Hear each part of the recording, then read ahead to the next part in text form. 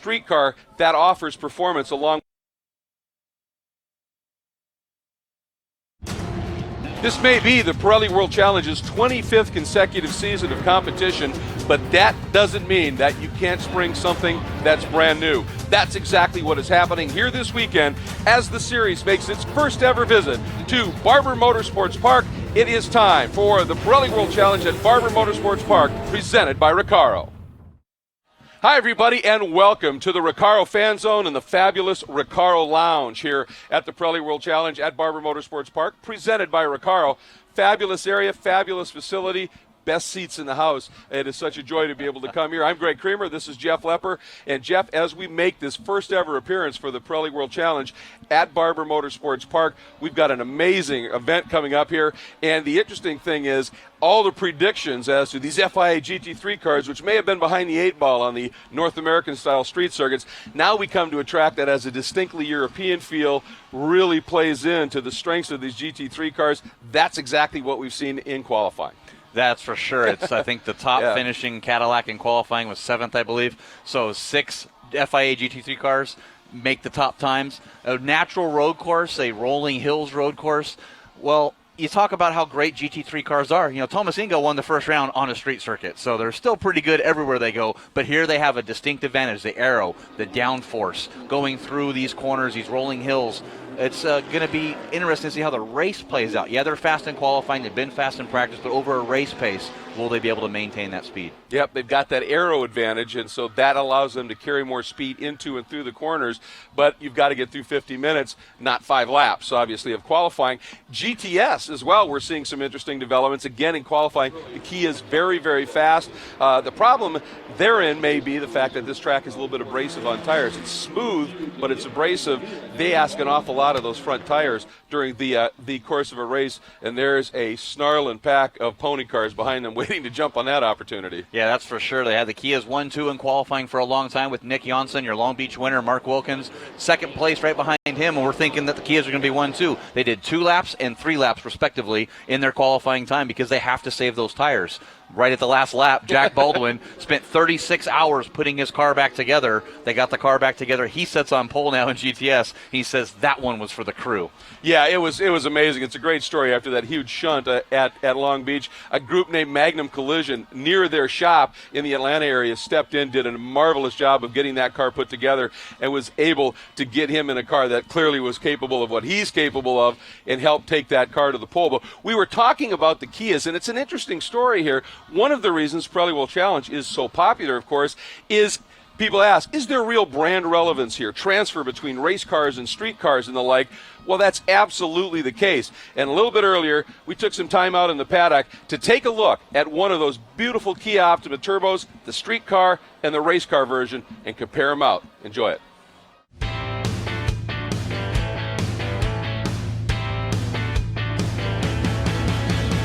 Well, here with Mike O'Fiera from Kia Motorsports Manager and Mark Wilkins, driver of the Kinetic Motorsports Kia Optima.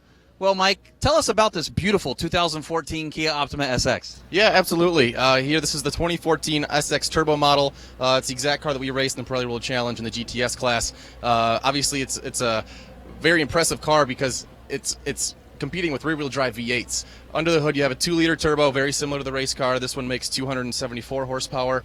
Mark's got a little more under his hood over there, but very reliable car, 100,000-mile warranty, and it's made right up the road in West Point, Georgia. So we're very proud to be here at Barber Motorsports Park. Now, Mark, for you, driving this, not your average sedan, so to speak, tell us about some of the performance differences in the car between the street car. Well, the Kia Optima is an excellent platform to work off of. The race car has a few neat bits, starting with the 2-liter turbo motor that Mike talked about in the road car. We up it a little bit for race condition. We've got the big rear wing there that helps for rear stability at high speeds. The front splitter, get a little bit more front grip, and obviously the slick tires add a lot of extra grip. We work hard to get the balance to work really well and in our favor, so that we have a full package. Not only do we have great power and performance from the 2-liter turbo, but we have excellent handling characteristics, good balance, great braking capabilities, and a lot of that comes down to having a great platform to start with, and then being able to transform it a little bit and make it really race ready. So we talked with Mark about the performance parts of the car and what's different with the wings, the aero, the bigger tires. But a lot of the components that are in this car are on this car, and that's the reason why this is, a really good selling Kia. Absolutely. The Optima is our best-selling vehicle. Last year we sold 150,000 of these. And kind of a neat thing about the street car versus the race car is the race car actually utilizes the exact same engine block and crankshaft that the production car uses. So again, that's just a testament to the performance and the reliability of the Kia Optima. So there's very little question, Jeff, that there is an absolute tie across, if you will, between the street and race versions of these cars. That's why they're here. Yeah, I think the key to that is you start with a great platform and you're able to develop that into a great race car, and certainly the Kinetic Motorsports team and Kia North America have really done that. Yeah, and that's the exact reason, really, that they're here in competition. Well, we're going to take a quick break here, but when we come back, we've got a very special guest to tell us about one of the most important components of not only a race car, but a street car that offers performance along with luxury, and that, of course, is the seat that you've got to have with the comfort and the ability to protect you when things go a bit critical. When we come back, we'll learn a little bit more about these marvelous Recaro seats. Stay with us.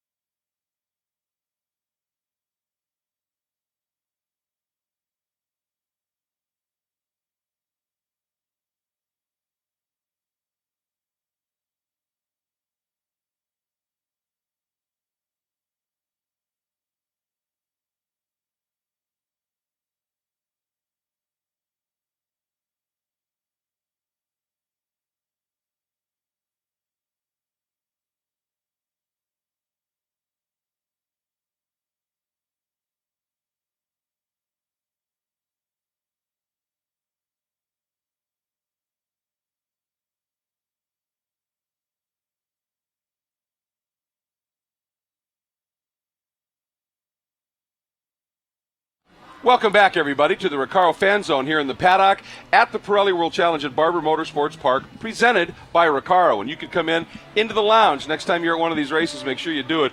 Best seats in the house, the Recaros, right here in this lounge, to be sure. And we've got a very special guest, Marcus Kuzmal, who's the vice president for Recaro of North and South America. And this is the second year that Recaro has been involved as an official partner of the Pirelli World Challenge. And the first question I think that would pop into everybody's mind is, how is it going? It's certainly been beneficial for the series. Well, first of all, I mean, it's a second year for Recaro in the Pirelli World Challenge. It's a very good year. We're really happy to be with the Pirelli World Challenge. It gives us the opportunity to be close to our customers, to be close to the fans, close to the drivers, close to such a phenomenal series. And obviously to show off some fabulous product, which you can find in some of the factory cars. And what really sets the Recaro factory seat option apart from some of the others that you might be able to find? So that's a good point. So what you can see here in our area, you can see all the car seats, which a lot of the cars are actually racing over there on the Barber Motorsports circuit. What sets it a little bit aside is those seats really have a long heritage when it comes to performance driving. So they give you the right support, they give you the right position in the car. You want to be safe when you are in critical situations. Racing is not only the only thing where you need a seat in a car. You need it in your everyday driving behavior. You can get in critical situations. You need to be safe and sound in your seat and in control. And a Recaro seat gives you that really good feeling. And does it with comfort, and that's important too, to be able to do that. It's really a remarkable product, Jeff. Yeah, it really is, and a lot of the race cars have Recaro seats. Tell us about some of the history with Recaro in racing. So Recaro itself has a more than 100 years of history in performance driving. So we have the same heritage as Porsche, actually. So we were kind of twins back in the 30s. So for more than 40 years now, Recaro has a history in seating. So we carried over that performance heritage from the car to the seat. So that's why when you want to do performance driving in a Recaro seat, you can benefit from all that heritage for more than 100 years. Well, I see a lot of the seats that the car manufacturers have, and they have brand names on them, of course, and the Recaro brand name. Do you guys have seats that don't really have that brand name on them everywhere else? So actually all the Recaro seats here in the Americas are branded, sometimes very prominent, sometimes less prominent. They are all branded because our customers actually want it that way.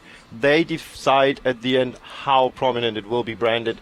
You can see and look around, you can see it really spot on in your shoulder area, and sometimes it's on the door panel or in the side panel of the plastics. Well, seeing Recaro is an indicator you've got the best that there is available, so I think that carries a lot of cachet. Do want to ask, you think of a high-performance seat, a racing seat or whatever, you think of that, it's locked in place or it's got to manually make the adjustment on it. But in this day and age, the ability to have power adjustments, automatic settings. Do you guys offer that? It depends on the customer actually. Sometimes they really want to go down in weight to the bare minimum. They take all the power options out. Sometimes they say, no, we want to do more the luxury. We have a Cadillac seat here, so 20-way powered seat, so it's all what you can ask for. Up to a Camaro Z28, which is purely manual. Everything has been taken out to get the weight to a more attractive level. But what hasn't been taken out clearly is the functionality of the seat, the fact that it gives you that level of safety, that level of comfort that you absolutely need to perform, as you said, Marcus, in those critical situations. And that leads us very nicely into the next part of the show here, which are our Cadillac Key Corners. This track offers plenty of opportunity for those critical moments that you want a Recaro seat to be able to perform comfortably in. So with that, we're going to get to our Cadillac Key Corners, and one of the best in the business going to give you a ride around Barber Motorsports Park. Here's Andy Pilgrim. I'm Andy Pilgrim, and this is Cadillac Key Corners from Barber Motorsports Park. Turn 1, fourth gear, down from sixth gear. Through there, down to third gear. Long right-hander here, long right-hander, turn 2 and turn 3. Exit, bit of a bump there on the exit. Real nice uphill here. Aim for the tower, you're blind coming over there. Turn 4, down the straightaway to turn 5. Heavy braking coming into turn 5, downhill, get into the ABS, locking up brakes there. Tight, tight, tight corner, third gear out of here. Use all the exit on the way out to make sure you get up to speed. Down this short straightaway, back straightaway here to turn 7. And turn 7 is really much faster than it looks. Right-hander, heavy brake, down to fourth gear, turn in hard, brake again, downshift again, use a bit of the curbing there, down to turn 8, museum corner, awesome museum right there. Too quick to stop there though today. We got to run. Turn 9, turn 10, really cool fast chicane here, awesome place, really good. Come up and over the hill there, the front air gets under the front of the car, you always get pushed there. Down to turn 11, downhill, over the top of the hill. Fast left-hander in 5th, down to 4th gear, up through turn 12, up and over the hill here. It's not a corner, but it should be. People lose it there. Through 13, turn 4. Little gas here if we can.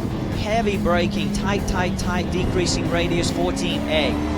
15, left-hander on the straightaway, drops away here. Very easy to get wipe out off the track.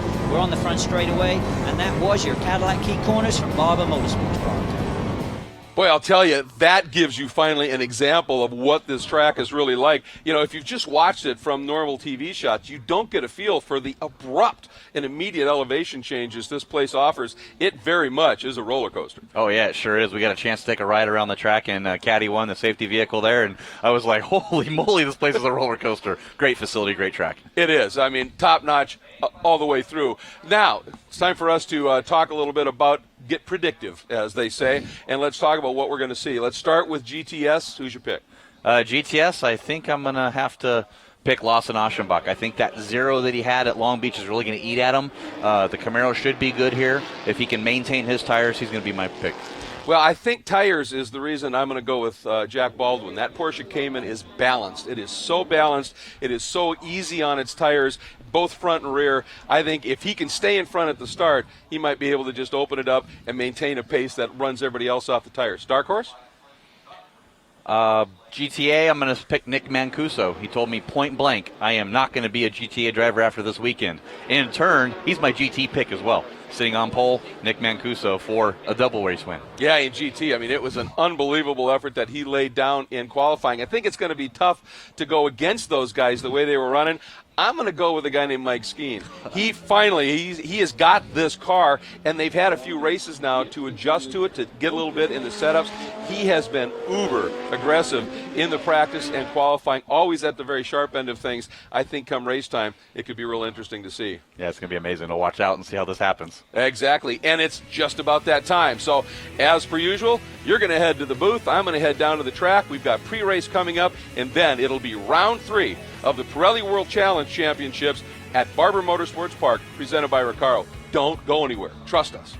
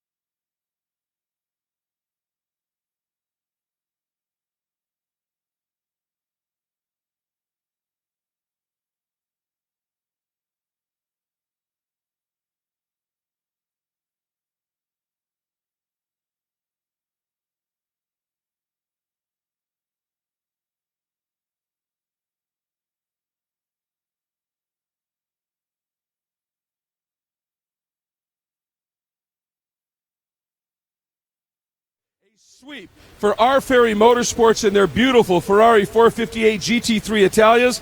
Qualifying second, the GT category driver, the experienced driver, although he is a newcomer to this championship, one of the best ever. Number 61 out of Atlanta, Georgia, is Anthony Lazzaro in the Ferrari of Ontario, Ferrari 458 Italia. But on the pole, one of our GTA gentlemen, non-professional drivers, but that doesn't mean they don't have skill, and this young man has it in boatloads, folks. It's a great story. In the number 16, our Ferry Motorsports, Ferrari of Forest Lake, Ferrari 458 GT3 out of Chicago, Illinois, Nick Mancuso, who comes in here leading in the GTA category. And here's the story. If a GTA driver finishes on the podium, the overall GT podium at any of our races, he immediately forgoes the GTA category ranking and now becomes a simple part of the GT championship chase. And he's not too far. He's knocking on the door of a top 10 in the overall GT points. So that right now is your starting lineup. Again, this third round of the Pirelli World Challenge GT and GTS championship category. And the amazing thing that we're looking at here is this first visit to this facility. Once again, there are drivers that have been here before, that have teams that have been here before, but none of these overall packages, driver, team, car, have run at this facility before. So I'll tell you, that's going to make it very interesting indeed as we watch this race start to unfold. Again, 50 minutes, multi-class. That means it is a high-speed chess match. It'll be a pretty straightforward race. It'll be a fairly straightforward race until the GTA cars and GT cars start to catch the GTS machines. Then it gets very, very intense, and we're looking forward to this one unfolding. Again, one of the highlights of the Pirelli World Challenge Championships are standing starts. So this field, almost 50 strong, 2 different classes, they will be lighting it up from a standing start, thundering down into turn 1, and it is going to be spectacular indeed. And I mean, this field almost comes to pit out as we're gridding here in pit lane, taking up the entirety of the pit lane, which means not a lot of room down into that first turn, the old Alabama roller coaster, for them to sort things out. We get the official word now, folks. It is 5 minutes to the command to get things going.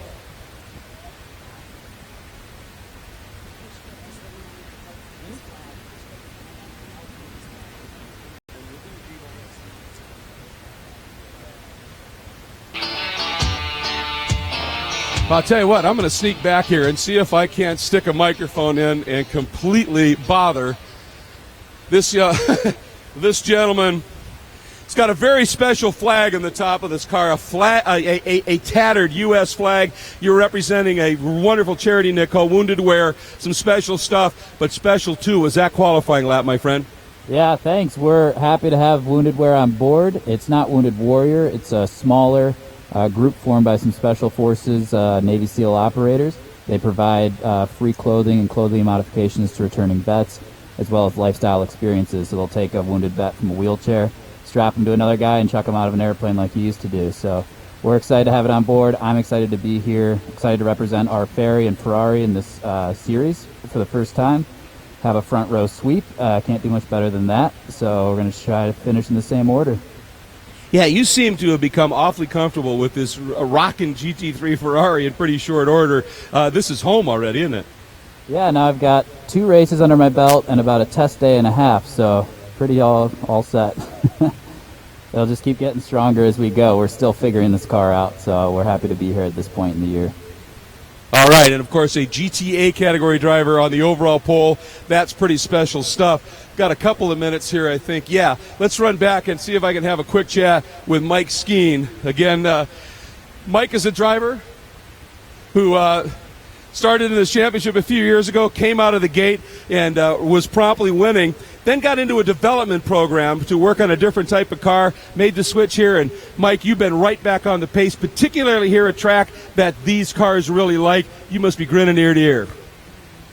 Yeah, definitely. You know, this Hawk Performance CRP Audi is very quick here. We're finally getting a grasp on the setup. Really happy to be here. We thought we might be on the pole there for a little bit during the qual session, but these Ferrari guys are quick, so it's going to be a challenge for us come race time.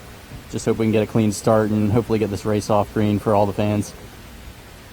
All right, we look forward to a great run from you here. Have fun out there, and we'll hopefully be talking to you at the end of this one, my friend. Mike Skeen, folks, in the Hawk Performance Audi R8 Ultra. By the way, official word, clear the grid. The official word, all non-essential personnel. It is time to clear the grid immediately as we are starting to close in on that command to get things fired up. It's a little bit too far down for me to be able to make it all the way down to the GTS ranks, but I do want to grab a quick interview here, if I could just stick the mic in, with our points leader, and that is one Andy Pilgrim. Andy, amazing start to the season for you, obviously. A couple of second places brings you here in the point lead, but this was a track you knew you guys might be chasing things just a little bit, but we know the caddies and you and your teammate Johnny are up to it.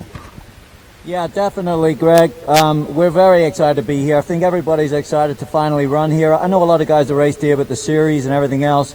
Neither Johnny or I have raced here, so we're very excited to be here. We're hoping to move up front, but yeah, this one's going to be a tough one for sure. Well, and that's the kind of challenge you and Cadillac like, as you guys like to overcome things, and obviously racecraft plays such a role with multi-class racing and big fields like this. Without a doubt, it's going to be exciting for the fans. We got 2 classes running. Everybody's trying hard. Everybody's got to be a little patient, give it a little room, but there's definitely going to be some rubbing out there.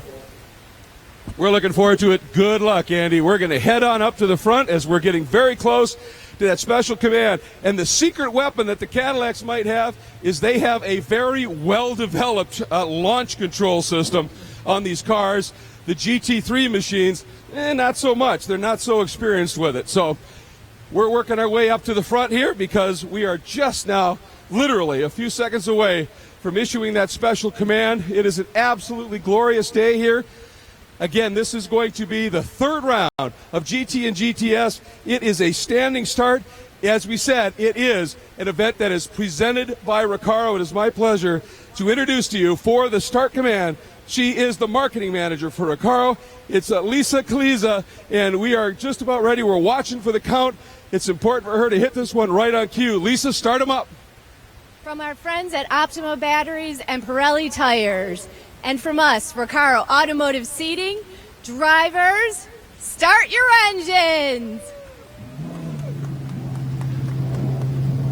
Okay, guys, I will All right, well, thank you so much, Greg Creamer, down there on pre-grid as we get set to start round number 3 of the Pirelli World Challenge at Barber Motorsports Park, presented by Recaro. My name is Jeff Lepper. You just heard Greg Creamer. Thank you and welcome to all of our listeners at WorldChallengeTV.com as we get this event started here. Exciting stuff is 46 cars set to take the green flag here at Barber Motorsports Park. The first visit for the Pirelli World Challenge to this great facility. Greg Creamer will be up to the booth in just a few minutes as our cars are rolling out on the grid right now. Starting on the pole in our GT category, for those listeners worldwide that did not get a chance to hear this, Nick Mancuso, that's right, starting on the pole in the GTA category as well, overall in his R. Ferry Motorsports Ferrari 458 GT3. Right behind him, his teammate, Anthony Lazzaro from Atlanta, Georgia, in the second of the R. Ferry Motorsports Ferrari 458 GT3 Italia's 1-2 for Ferrari. Mike Skeen, look for this man right here in that Hawk Performance Audi R8 Ultra. He starts in third as they're learning to sort that car out right now. The best starting performance for Robert Thorne in his K-Pax Racing McLaren MP412C. He starts in the 4th place. And Andrew Palmer was a GTA driver at St. Pete. He blew that with that 3rd place podium. He starts in the 5th. Going to our GTS category, 36 hours, folks, for Jack Baldwin to get his car repaired from that Long Beach damage. He said this one was for the crew. Puts his Reset MD StopTech Motul Porsche Cayman on the pole.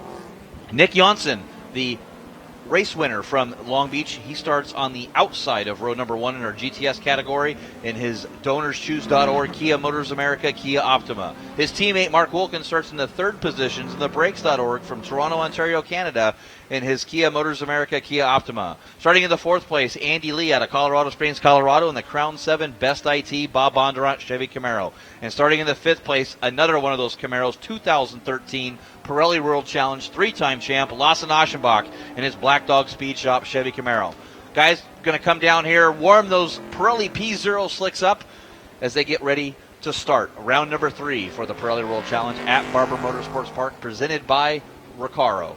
Going to our Motul race analysis, this is a 17-turn, 2.36 permanent road course, the first permanent road course by far that we've had here this year, 3rd race in. Going to our Pirelli storylines, it has to be that story we talk about, the permanent road course, which is an advantage for the FIA GT3 cars. How are they going to compare to the Cadillac CTS VRs now that we're here at this thing? And watch for Jack Baldwin. Can he make it happen? Can he put a race win in with that Porsche Cayman after getting that car repaired? Going back to the warm-ups here, you see Nick Mancuso really going over the rear tires, that Pirelli sliding that car sideways, and Greg Creamer now up to the booth. Man, that's pretty good. You made it up here pretty quick. Absolutely. I mean, you know, part of the issue is, as you get to a track like this, there's been other cars running, and what happens is you find yourself in a scenario where they've left some marbles out on the track, and you're coming through side by side on an installation lap. At some point, you've got to move on to those marbles, so you're trying to get those tires. It's not just get them warm. That's not an issue on a day like today.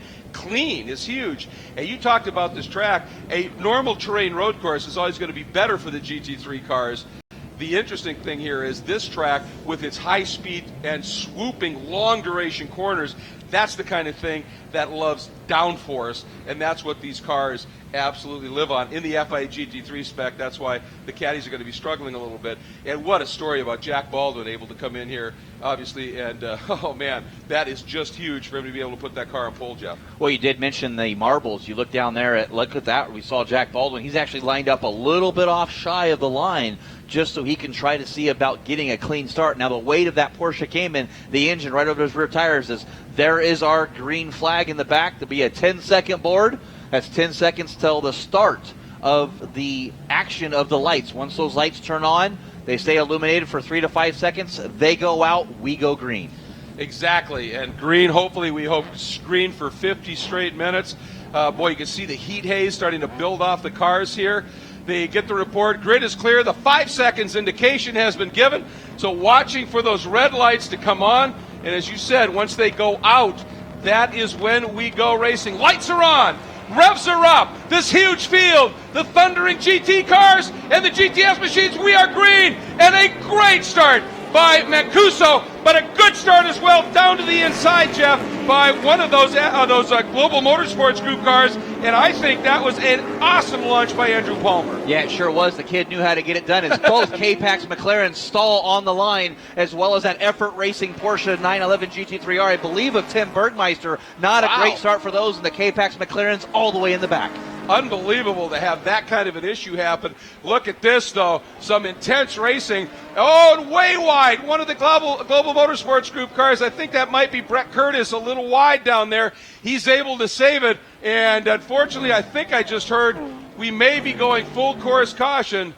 We do. Full course caution. We have a car off, and it is Brad Adams has buried the car in the gravel, and that's in an impact zone. We have no choice to go with a full course caution. Hope that wouldn't happen, but so many cars, so intense competition, and obviously that may just be a shutdown marker maybe that he got into. Well, Alec Udell comes out of turn number 4 way wide. You saw that debris sticking there on the straightaway. That was all from his cars. He just kept his foot in it, went through the grass there. Brad Adams, unfortunately, look at this. They got him yanked. He'll get back underway, but sad for him. Play race. MTV Wrap Mustang. Absolutely tough break indeed. But again, it was a quick extraction, and there's the Cadillac Escalade, the official safety vehicle of the Pirelli World Challenge, that was on site to oversee that extraction, and now we are ready to go back to it. But we are going to have to at least do this lap under caution. Hopefully the field will pack up quickly, and if the pace car backs it down just a little bit, we still might be able to go green in a big hurry. Haven't completed a lap yet, so it really, just as the cars are coming down now, we'll see where everybody is classified. It does look like Nick Mancuso is able to maintain his pole position starting spot. He'll be in the first place, Anthony Lazzaro in second. But how about Johnny O'Connell coming from the 8th position now all the way up to 3rd place overall in his Cadillac Racing CTS VR. 3rd place for Johnny O'Connell.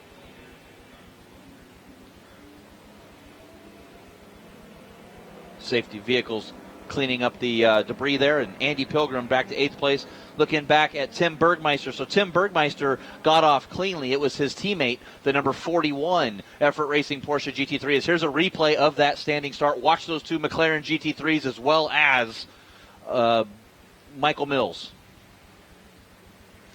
And it was a great launch by Palmer, but let's see who's further back in the pack, down into turn 1. Adams there's looking okay. Watching him fold into that roller coaster, what happened to those McLarens? Both of them. Yeah, unbelievable. Right Thorne there. just stopped, and I don't know whether Figge had just a sympathy stall. You see Michael Mills there going around there, and boy, big heads-up driving there by Rick Boucher as Mills pulled right out in front of him. Great job there as we see those 2 McLarens pull away all the way back to the GTS field. Well, that's one of the things with these FIA GT3 spec cars. What they don't have, and I alluded to it down during the pre-race, was they don't have that highly massaged, lots of years of development, launch control, and these cars are delicate and trying to get that mix just right of throttle, brake, and the rest with the electronics. And it's one of those things that these cars are just going to have to work on and continue to develop, aren't they? Yeah, sure are. They're going to have to get that system, especially with the standing starts. Every race from here on out is going to be a standing start. Barring a weather condition, it'll be a standing start for every single time. They're going to have to come up with something because they can't have that happening. Yeah, without a doubt. One, it's obviously it's costing them a lot of positions during the race, but 2, it's a fairly significant safety issue. So we are getting the report. We are going to be going green this time. So a great job by the field packing up behind that pace car. So here we go. The GTA driver, Nick Mancuso, what a great story, leading him up, looking for that green flag to fly once again here at Barber Motorsports Park, and it does. We are back to green flag racing. His wingman right there, Anthony Lazzaro, down into that first turn, but look who is third. Johnny O'Connell in that Cadillac, and Andy Pilgrim on the prowl early too, trying to make up some spots. But once again, those Cadillac drivers, either Andy or Johnny, it doesn't matter, they work some magic on these starts, and they've done it again. Yeah, he's sure enough there that those cars come in a lot quicker with their Pirelli P0 tires. They get those right up to temperature, and Johnny O'Connell, the master pass there, that high-speed chess that he does, he's playing high-speed chess with cars at the same speed. Wait till he gets in traffic, and you're going to watch a driving clinic. Absolutely, and that's going to be one of the key things. The big issue here, too, is Mike Skeen lost a number of spots on that standing start as well. He had qualified third and now sits back in the fifth spot. That's not how he wanted these opening few laps to unfold, but it's going to be fun to see what he does. I was talking to him earlier. He really thinks, Jeff, if it stays green in particular, the longer it goes, the Caddies, the other cars that don't have quite as much downforce, even the Ferraris and the McLarens, they're GT3 spec cars, but they don't run the level of downforce. They opted in their FIA homologation to run a little less downforce for better straight line speed.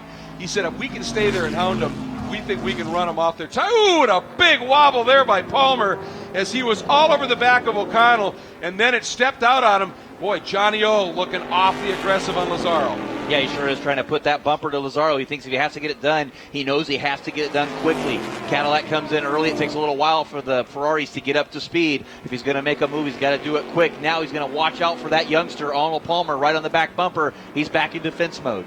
Well, that's the interesting thing is Lazzaro had a great line earlier in the season. He said, it just takes a little while for my Ferrari to wake up, was how he put it. And basically that means because their grip is dependent on aero and not mechanical grip and weight, it takes a little longer for the tires to build temperature, which gets them to the right pressure to really start to stick.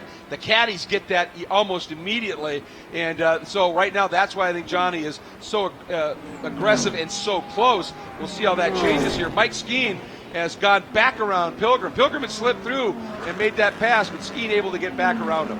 Yeah, it looks like Skeen recovered from that poor start and getting back underway. Currently sitting in the 6th position, moving past Andy Pilgrim and Tim Bergmeister. He had to get around both those drivers, so he's on the prowl, on the charge now as both. We see both K-Pax Racing McLarens on the backstretch teaming up, and that's where this chess game comes in. Now they have to go through that entire GTS field. Going to have to be very hit and miss there. Well, you hope it's miss, not hit. That's how you win these things. And the interesting thing is that it's a race and a chess match up until these GT guys start to catch GTS. Then the whole tenor of the event changes, and then it becomes pretty much an all-out war.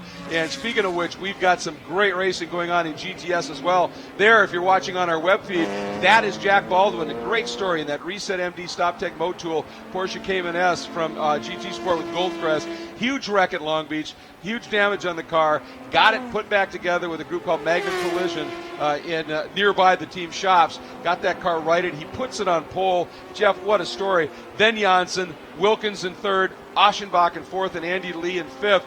And then a good little scrap here. If you look a little bit further back, that's Jack Roush and Dean Martin in their own little battle. And, of course, we've got great manufacturers and marks everywhere in this field. Yeah, it's scattered across this entire field. Watching the Aston Martin there, Clint Guthrie in his Porsche 911, and then Chris Outzen in his Ford Mustang Boss 302. That's Jorge De La Torres. That's just somebody kicking up some dirt there. No big deal, dropping a couple of wheels. But Jorge De La Torre leading this 3-car brigade. The Aston Martin GT4 Vantage. Clint Guthrie did a great thing. Children for Charities there. Had a dinner last night. Was heavily attended by all the racing community, and all that money that was raised there went to the Children for Charities. What a great organization. And first time Clint Guthrie's entering the Pirelli World Challenge. Great guy to come into the series. Yeah, it truly is. Just adds a lot to it. There's no question of that. And it was a wonderful event to be sure. So always great to see that. The thing here with Baldwin and GTS is he really thought, he said, if I could stay in the lead on the start and I just drive this car, he said, this car's so good on tires, if I can run enough of a pace and make these other cars have to burn me down, burn those tires down trying to stay with me, that's where it's going to work for me. Back to this great battle unfolding in GTS right now, and it is superb. And the problem is right now it is for fourth. It is James Sophronis, Andrew Palmer, Mike Skeen, and Andy Pilgrim in the Cadillac. Those two blue and white Global Motorsports Group cars, the Black Hawk Brakes Audi R8 Ultra as well. And then right behind them is Andy Pilgrim. And good to see behind him the 31 Tim Bergmeister in the Effort Racing Porsche right with this group, Jeff. Yeah, don't know where James Sophronis got around Andrew Palmer, but Andrew Palmer was getting the better of his team owner, so we'll have to see if we can get a replay of that. But now look at Anthony Lazzaro coming up on the youngster Nick Mancuso. Well, maybe Nick said, well, I'm going to pull away a little bit. If you can catch me, we can race for it. If not, you got to defend for me against that, big black car behind me with Johnny O'Connell. Well, exactly, and I think now we're seeing what we were talking about. Lazzaro's car, a few laps of hard racing in, it's starting to get the heat, it's starting to come alive a little bit, and now we'll see exactly how that is going to play out. O'Connell just drifting backwards a little bit. But Sofronis, he came to me earlier and he said, I've had a lot of people going, boy, this must be driving you nuts. You're the veteran in the team, and here's this young Charger that you brought on who's proving to be just a little bit faster in pace. And James said, absolutely to the contrary. He said, I am so excited about this. He said, Andrew is the future. That's what Global Motorsports Group is. We've been looking for that Charger that we can help bring along and bring up through the field. And he said, we've got one right there. On screen, awesome battle right now. Henrik Hedman sitting second in the A class, if you will, the subcategory of GT. And Marcello Hahn, a Ferrari GT3, a Lamborghini Gallardo, a Ryder Engineering Lamborghini Gallardo GT3. In that Blau Pharmaceuticals car, Marcello Hahn. It doesn't matter where you look in this field, Jeff. That's a battle for 10th, and it is some of the most glorious machinery you can imagine. Yeah, you take your pick about what supercar you grew up liking or wanting to see, and I guarantee you it was a Ferrari, a Lamborghini. Those are the two cars that everybody wants to have to drive, and here's two guys putting them to their paces, nose to tail, side by side. It's great stuff. It truly is. It's fantastic. And, Mancuso doing one heck of a job right now. Speaking of doing one heck of a job, Jeff, one of our stories here is our best standing start, and I'll tell you, he had a good one, didn't he? Yeah, Mitch Landry picked up 9 positions on the first lap to win the Optima Battery best standing start. Great job from him and his VersaCrane Deep South Motorsports Development Group Ford Mustang. Absolutely. Just a great launch for him. Again, 9 spots on the first lap. That is a great start. A big thanks to Optima Batteries for helping us recognize the guys who can get off the line strongly and really get to it here. Oh, boy, that battle going by us in our booth here. Sofronis in 4th, Palmer in 5th, the Global Motorsports Group, Thermal Club, and Spider Apparel Audis, chased by Mike Skeen in the Hawk Performance Audi, and then Andy Pilgrim in that thundering Cadillac CTSVR. Some great stuff and close. These guys now down into turn 5. It is furious. And for Johnny O'Connell, dropping back. He hasn't started to fall into the grasp of those two Global Motorsports Group Audis, but he's losing touch with those two R Ferry Ferraris. Yeah, starting to fall back as looks like they're just going to try to team up nose to tail, pull away from that Cadillac and do it. But there's the young Alec Udell, that Watson Racing Ford Mustang Boss 302. Right in front of him, second place in the GTS Championship, Tony Buffamante and his Ford Racing, Capaldi Racing Mustang. And then you have the youngster, the brand new addition here this year, Mikey Taylor in that Aston Martin GT4 from South Africa. Now he's putting the front nose to that Mustang there, side by side. Brad Adams recovered. Here's that 3-group trio that stalled on the start of Michael Mills, Robert Thorne, and Alex Figge, all coming back through the field now. Dan Knox had an incident in the practice session. They got the front end of his Dodge Viper repaired. That's why you see all that beautiful dry carbon fiber on the front of that Viper. He's back up to speed. Yeah, it was. It looked a lot worse than it ended up being. I mean, it looked like there was a huge debris field, and we thought, oh boy. And then he just promptly backed it up, drove it in. Everything was working fine in the car. They just had to get the body work because, again, this is a GT3 car, so it's got that aero on the car that's so important. But I'll tell you, I mentioned it before. I had the pleasure of announcing a number of years of the SRT, the Street and Race Technology Viper Cup. These Vipers, not only are they fast, not only do they sound glorious, they are sturdy race cars. It's great to have Dan as part of this championship this season in an ACS manufacturing car. And the cool thing is it's a great-looking car, and you know me, I love the way it sounds. Yes, indeed. And did you stick a head inside the cockpit? Okay. No new car smell in his Dodge Viper. Nothing there, huh? That's just pure SRT. race. So, boy, we've got a little bit of a Alec Udell starting to put the heat on here as he is trying to work his way back around, or Mikey Taylor. He may have slipped through, and then Mikey got him back. We'll have to check on that. Getting word from race control that drivers left in turn 11. There's a splitter sitting on the curbing there, so some drivers will have to have a heads up. I'm sure the crews will be communicating that out to their drivers, try to avoid that, as there's those two blue Mustangs, one of Dean Martin from the Rehegan Racing team. Picture Cars East on the side of that car. Tony Buffamante right behind him from Capaldi Racing. Now, Dean started in the 10th position. He's up to 7th. Tony, right there where he's been all weekend long. I really thought that those two drivers having experience here would actually be a little bit quicker and better on this facility and this track. But he's like, you know what? We come to World Challenge. First time this year, and boy, have we had a wake-up call to the sprint racing format. Well, it is. It's a whole different ball game. You got multi-class racing, but you don't do a 3-hour race. You do a 50-minute sprint race. So there's some serious urgency that you've got to deal with here. Getting a report, one of our cars, the 02, having himself fair amount of smoke in the back of the car. Oh, what a shame. Yeah, Drew Riggins, we've talked about him all weekend long. They've had nothing but problems and issues with this Aston Martin, different codes and sensors for how advanced this Aston Martin GT4 is, and it looks like something is terminal now, has the smoke out of the back of his car. They're asking him to go ahead and stay offline, so if he is dropping any fluids, he's going to stay, not affect the race here and have to go full course yellow. But just heartbreak for this driver, as we said, how great he's been in this first 3 rounds of this championship. Oh, absolutely. And I was chatting with the engineer on the team, and he said, he hasn't been racing that long, but he absolutely, one, is determined to master the craft, 2, is dedicating his entire heart and soul to it. This was about 8:30 in the morning, and he said, none of our other drivers are here. He said, where's Drew? He's in the trailer. He's looking at data sheets, looking at video, trying to figure out, okay, where can I improve? That is the level that he is putting into this. In the GTS battle we're watching here, and it looks like we're starting to see Nick Janssen is closing that margin up a little bit on the back of Jack Baldwin. Now the question is Jack managing it just a little bit, letting Nick get close, maybe get a whiff of the lead, push a little harder, then start to use those tires up, or is Nick actually able to just run him down? And Anthony Lazaro, as we're watching here now, as they're here it is now. This is when this race turns into a war, as these GT and GTA leaders are starting to run up through the higher parts of the GTS category.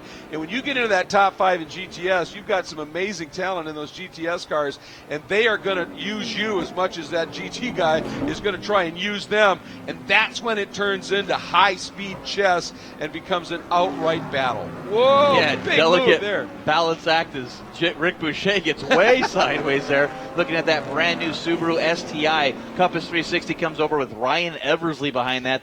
Their first race this year with one of those art cars with the NF, the Children's Tumor Foundation, supporting that, putting those paint jobs on the car. Jeff Hansen designed those cars, an artist who personally, from the sales of his art, has donated over $1 million to NF. He suffers from it with an eye cancer. What a great organization and a great program to be with those Compass 360 cars. It's a great story. The team itself has always been a great addition to this championship, and then to have them step up now into the GTS ranks with a driver the caliber of Ryan Eversley, it is a great program. And they've got, as I said, a number of guests here.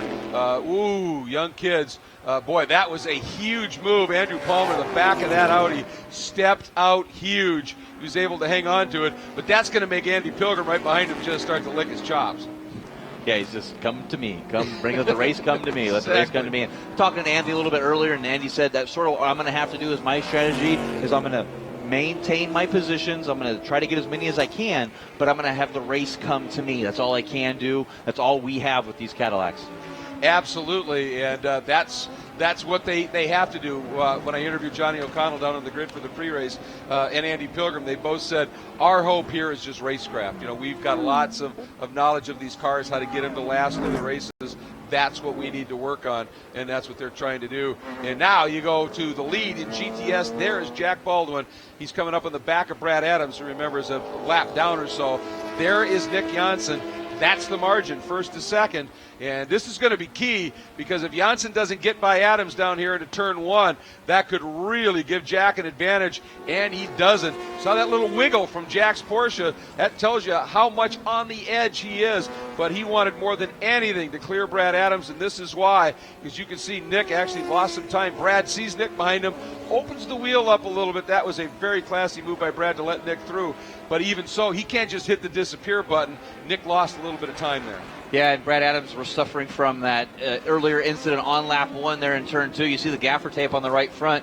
Hearing the report from pit lane from Shea Adams telling us that they came in and repaired the right front of that Ford Mustang, got him back out. The 07 Brian Kleeman, his DXG clutches Nissan 370Z, retired with electrical problems. And Drew Riggins, official word from pit lane now, that car was overheating. Okay. So unfortunate on that with the overheating issue with his Aston Martin GT4 from the Racers Group. No, that is truly unfortunate. He has been a great story this year. year, just the leap he's made in performance ability from his own driving and his commitment to it, I think is an inspirational story for any driver coming along. And we go back now to that phenomenal battle between Dean Martin and Tony Buffamonte, the two blue Mustangs. The first one without the black stripe, the Rehagen Racing Picture Cars East entry.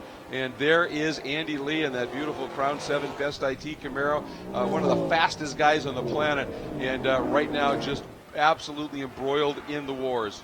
Yeah, well, Andy Lee's dropping back, actually. He was actually up to 5th place. Now he's back to 6th. Now he's back to 8th as the two Mustangs get around them. As there's the lead GT cars of Mancuso and Lazaro getting around Alec Udell. Saw some smoke out of the back of Udell's Mustang. He'd had that off right on the start. We'll have to watch out for that as the battle's heating up. There's huge smoke. Oh, and there's the 21 of Andrew Palmer.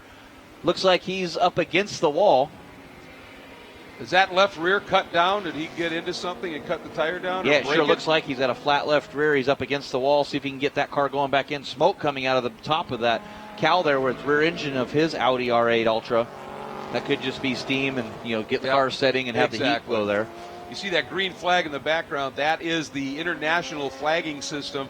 After the incident, then you show a green flag to show the track is cleared. He definitely, that P0 was cut somehow. They're awesome tires, but when you cut them, run into another car side by each, something, it's going to go. And I think he caught a curb earlier or something, and it just finally gave up and dug in. He was able to, as the spin continued, Jeff, I don't think he got into anything. Just kissed it. Just a kiss. Just right up against it. So that's good to see. Now, have not heard anything about any full course caution at this point. They're thinking that's offline enough, and we ought to be able to cover that with what they call a station yellow, so we continue to race. But look at this. So Nick Mancuso really got bottled up when he got caught up behind Alec Udell, but maybe he was able to sneak through another car and get Lazaro bottled up because that gap has opened up as we watch Palmer head to pit lane. Yeah, great job by that youngster to get that car clear. And the last thing he wants to do is go a little quick and rip that bodywork, but he knows he doesn't want to cause a caution flag for his drivers either, the fellow competitors. He's on pit lane. Great job from that young man getting that car to pit road. Yeah, he's just been amazing. As I said, James Safronis just said, we're so excited about the potential of this kid. He said he's only been racing cars for less than half a year, and he said the potential that he's got is just off the charts, and we're delighted to be able to help him with it. Speaking of delighted, look at Nick Janssen as he continues to close in on Jack Baldwin. Yeah, closing that gap down. It's right now really at 0.6 seconds. It was 1.1 seconds 2 laps ago as Nick Janssen has Jack Baldwin in the sights, and we got a battle for the overall lead in GT side by side with the two Ferraris, Greg. Absolutely fierce, and Nick Mancuso going, yeah, I know you're the GT driver and I'm an A guy, but going to have to give it another go. And boy, I'll tell you, that gap had been huge. Then it evaporated. So that's the mix of traffic here, Jeff. It gives, it takes away. You may be all over that guy, then suddenly you're 8-10 car lengths back, and then the next lap he gets held up. You're all over him. The thing is, when you get that close, you better jump on that opportunity. And Anthony just wasn't quite able to do it. Ooh, Anthony, make sure he sees you. And he gets through. Yeah, great job there by Clint Guthrie and Chris Outson to really get out of the way, let those guys go through. And now he's up against Lawson Aschenbach. Lawson currently sitting 4th in the GTS category. So now the leaders in each category have caught each other, and they're not going to want to give an inch as they have their own race going on. Well, absolutely. Lawson's, if he can let you through without hurting his run, he'll do it. But if you're going through is going to affect him, no, he'll make you pay a little bit. But boy, are they close at this point. It is superb racing here, but right now between these two R Ferry Motorsports Ferraris, sort of settling down just a little bit here. Of course, we don't know how long that's going to last. Yeah, well, like you said with traffic, once they get in traffic, it could evaporate just like that, or it could, cause them to have a change for the lead. We never know, as now they're coming on the back of Mark Wilkins and his PutOnTheBrakes.org, Kia Motors America, Kia Optima, sitting in 3rd place right now. His teammate Nick Janssen in 2nd, and Jack Baldwin in 3rd. It's not going to be long before we have both of our leaders together. No, it'll be interesting to see, because when they catch, obviously Janssen and that battle with Baldwin, those two guys are running in very close concert. They're not going to make it easy. In fact, here a little bit of a break now from the front as the two cars get hung up in traffic, as Lazaro does anyway, and that gap grows. So at this point, on our global web feed here on world-challengetv.com, we're going to pause for just a minute, take care of a little bit of business. We'll be right back to you. Of course, we'll keep the action calling right here at the track.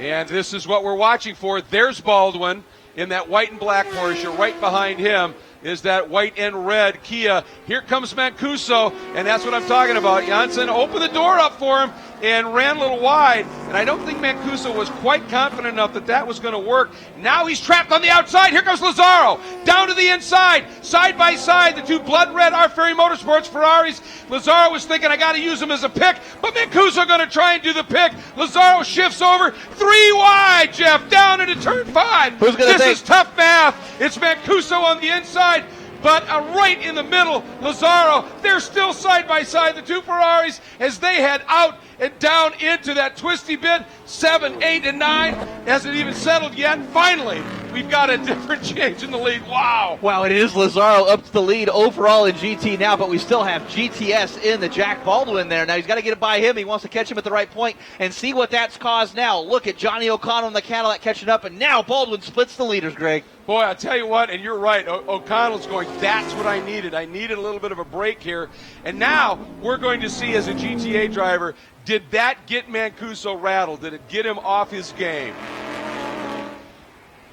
Welcome back here to all of our web viewers. Fantastic racing unfolding while you were away. I'm sorry to say we had a bit of a lead change as we had Anthony Lazaro pull off a pass extraordinaire down into turn 5. Basically, it was 3 abreast, 3 into 5. That's tough math. Yeah, Nick Janssen was stuck on the outside there, and he was not giving an inch to any of these Ferrari drivers. And both of those Pirelli Motorsports Ferrari teams, they gave each other less than an inch of space there. And it was Anthony Lazaro using that Kia as a pick. He's our overall GT leader now with Nick Mancuso in second. And we said what has happened now is that let Johnny O'Connell and Mike Skeen catch the back of that lead group. See how this plays out now. It's starting to become a 4 or 5-way battle with James Sopranos for this overall lead in GT category. Well, I think the car who might really be well placed here is Skeen. Because, as I said, we talked about it earlier, he said the longer this race goes, I think the other cars are going to use their tires up a bit more than we are. This is a racing track. He said, this may just give me the opportunity I'm looking for. And James Sophronis has spent a year in these Audis. Yes, it was the LMS, not the Ultra, so it's a little bit more aero-dependent than that one was. But he's used to a car that takes a while to get those tires up and really start to work well. So this is going to be fun to watch. And then right behind them is this great battle between Baldwin in that Reset MD Motul Stop Tech Porsche and the Kia of Janssen. Wow.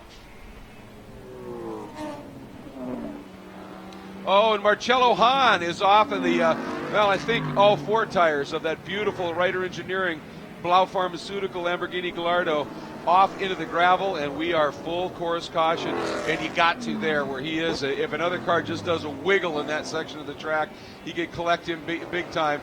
So we are full course caution here at Barber Motorsports Park, Jeff.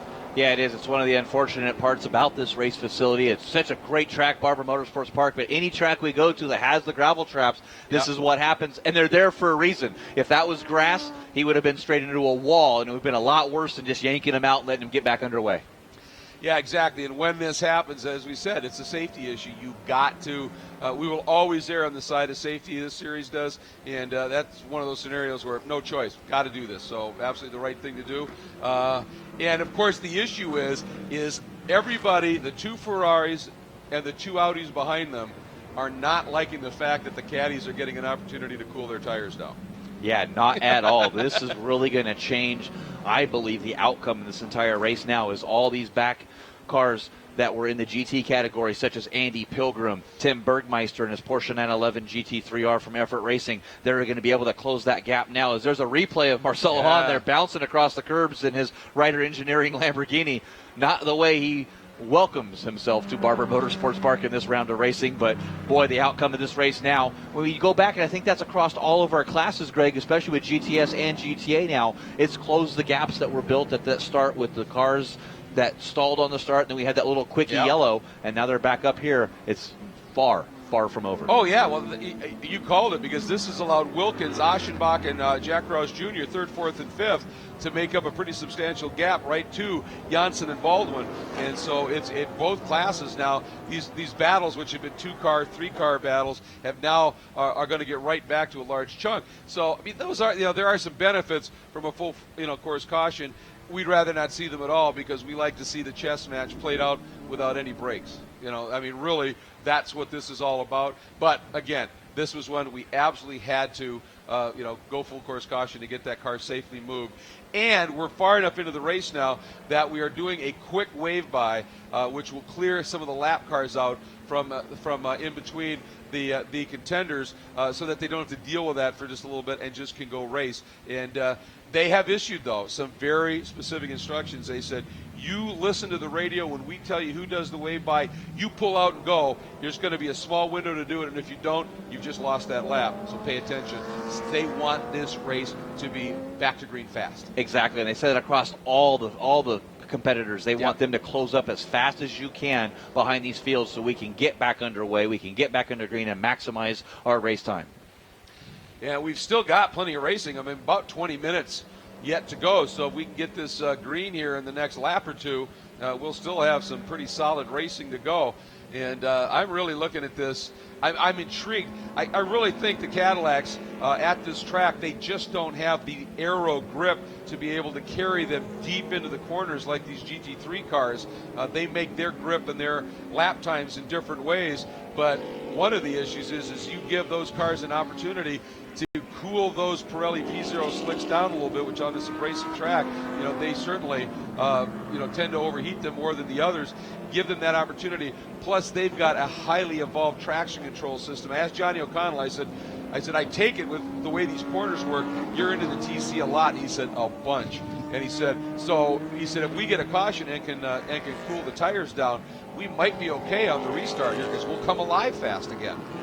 Yep, that's really what you're going to be looking for. Yeah. And, when you look at the way the FIA GT3 cars play out, the Cadillacs have had 4 years of experience here. How many experiences the Ferrari had in Pirelli World Challenge? 2 races. Yeah. So that really the advantage that goes to Cadillac when you talk about those systems that's been developed throughout Pirelli World Challenge, plus 4 for Cadillac. Yeah, exactly. That's a whole different deal. I was talking with Skeen, and he said, we don't even have that with the Audi. He said, we didn't get it, until after the first round. He said, so we've got a race. And he said it was Long Beach, so not a lot of practice time on it and the like. He said, so we're really chasing things. He did smile, though, and you talked about it. You did an interview with him. You said he's just more animated. Mike's a fairly quiet guy, and you said he was ultra animated. When I asked him, he said, I was very comfortable in the car the first session at Long Beach. He said, we have to work on setups and understanding it. He said, but I love driving this thing. Yeah, great for him and great for that CRP racing team and Hawk Performance. Great to see them in that Audi R8 Ultra. Getting word from Shea Adam once again on pit lane that the 09 Mikey Taylor, his Aston Martin GT Vantage 4, just drove down pit lane. So unfortunate for his introduction to Pirelli World Challenge. We'll maintain that. But lights are out on the pace car as we're getting ready to go back green for round at number 3 of the Pirelli World Challenge at Barber Motorsports Park, presented by Recaro.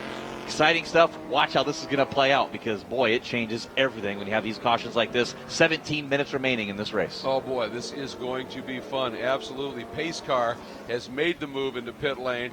Anthony Lazzaro from Ackworth in Atlanta, Georgia, leads the field through that final turn.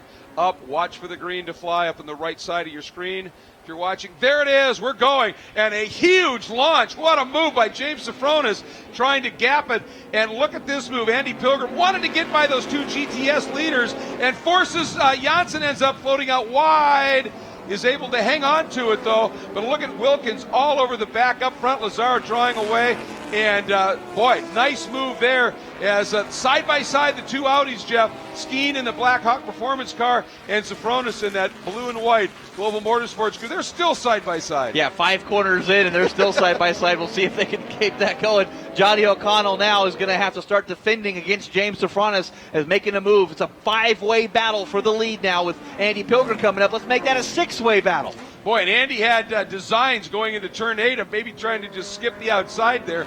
Couldn't quite make it work. But, boy, this one is on, no question about it.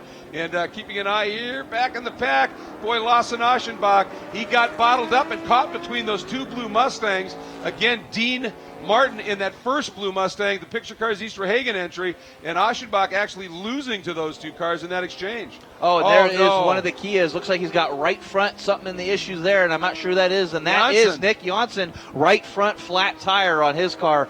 Got to think that must be from contact there, Greg. Well, the exit of turn one, remember, when he got squeezed a little bit, it ended up, and he may have got up just at the wrong angle on those rumble strips and damaged that sidewall of those tires. They're not designed to be taking contact. Oh, look at O'Connell, late move! Woo! That is what Johnny O'Connell is known for.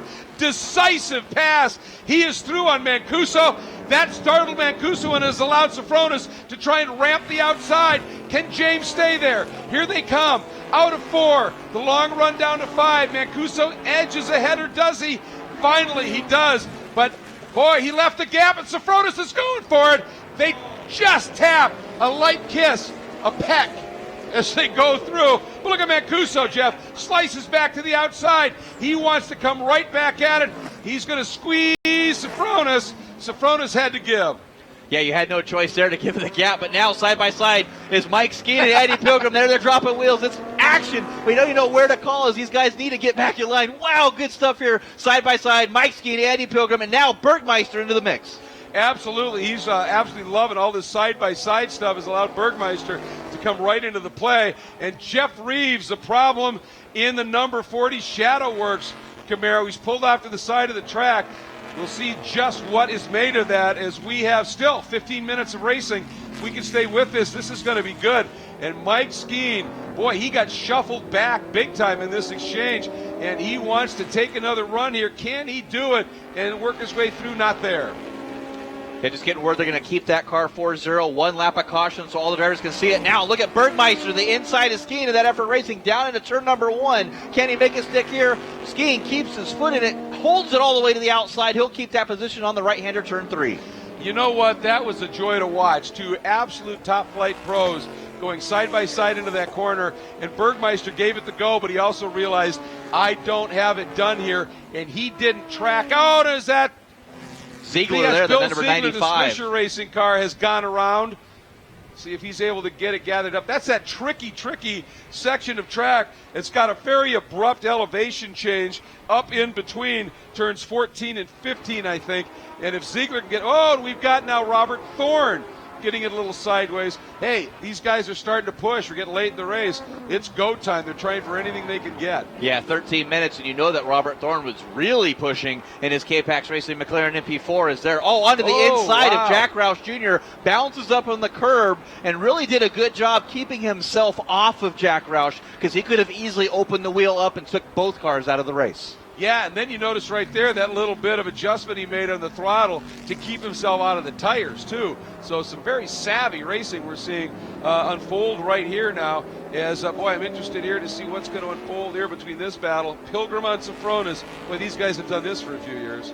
Yeah, they sure has. We talk about these two guys. Went down to the season-ending race at Houston for the championship, and by far, probably one of the greatest races we've had in all of motorsports, let alone Pirelli World Challenges. There, Johnny O'Connell getting around the outside of Bill Ziegler. He is back underway, and he got his Audi going, so no caution as of yet, especially for that start car of Jeff Reeves. They're going to leave him there. All the drivers know where he is. He's in a safe spot. Janssen, by the way, has made it back into the pits, got a new tire on it, and is back out on track. Of course, he will have lost an awful lot of time, and that's going to be crushing. A point leader coming in here, and that stop is going to cost him an awful lot of spots. A big bounce there, and I don't think Marcelo saw that McLaren behind him at all as he was trying to deal with these GTS cars. Moved a little bit and just bounced into the side of that car. There's Janssen just getting back on track. Yeah, Janssen still not up to sound. Got a problem, yeah. Pretty problem there. There's Jack Baldwin now, and I believe that's actually Mark Wilkins. No, yeah, that is Mark Wilkins. Looks like he's having some problems as well. Right front. Looks like a right front flat or a right front suspension failure on his Kia Optima. He was running second place. As there goes Lawson Aschenbach and smoke out of the back of that Black Dog Chevy Camaro. Well, I wonder if there might be a connection there. Smoke from the back of that car, problems at the front. I'm not saying, I'm just saying. So we'll have to see here what unfolds as how this plays out. But, boy, this is, I'll tell you, Pirelli World Challenge Racing, man. You, sir, are a poet. Just want to say that. A poet. Poet, yes. Yeah, well, All right, I'm a Jersey poet. Yeah, there's that So, heavy wow, smoke yeah. now out of that Black Dog Speed Shop Chevy Camaro. And there's Jack Baldwin now. Looking on the time chart here, Jack Baldwin's in 6th. I have Mark Wilkins listed as the leader on the charts. I'm not sure how that happened. Is Jack Roush Jr. in 2nd place? Yeah, I wonder if there was just a scrum as some of the GT cars came through that we just never caught. So we're going to have to try and suss that one out. But boy, that is a huge story. You're absolutely right. Yeah, Mark Wilkins looked like he's back up to speed. So maybe there was a bit of an incident there with those cars. But sure enough, looking on the track, Jack Baldwin way back now as Tony Buffamonte up to 5th place. Dean Martin up to 3rd in his Rahegan Racing Picture Cars East Ford Mustang Boss 302. Jack Roush in 2nd, Mark Wilkins in 1st. Well, I tell you, one thing we know about Dean Martin is this guy, one, there's no quit. Two, he is one of the more aggressive drivers on the track. If he senses opportunity or sees the smallest of openings, he'll try and wedge through it. And it's interesting to see now whether he's going to be able to play that out. Coming out of turn 5, we're watching there, and there goes Martin, then Baldwin, then Aschenbach. Still a little bit of smoke here and there, and then Tony Buffamonte, then Alec Udell. So you're absolutely right, Baldwin. So we missed it. We didn't see it on the cameras, not sure what happened. But the guy who's led this entire race, most of the time relatively comfortably, suddenly well back. You're going to have to keep an eye and see what he's doing in terms of lap times. Now, nothing, I mean, they're all fairly similar at this point.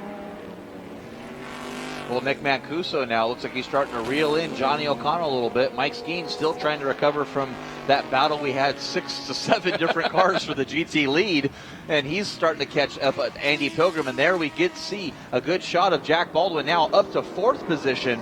Got around Lawson Aschenbach, and he has Dean Martin in his sights now trying to recover. I don't see any damage or donut wheels on the side of that Porsche Cayman, so not really sure what happened there. It could have just been traffic. We're watching that heavily contested GT battle and missed the GTS battle for the lead.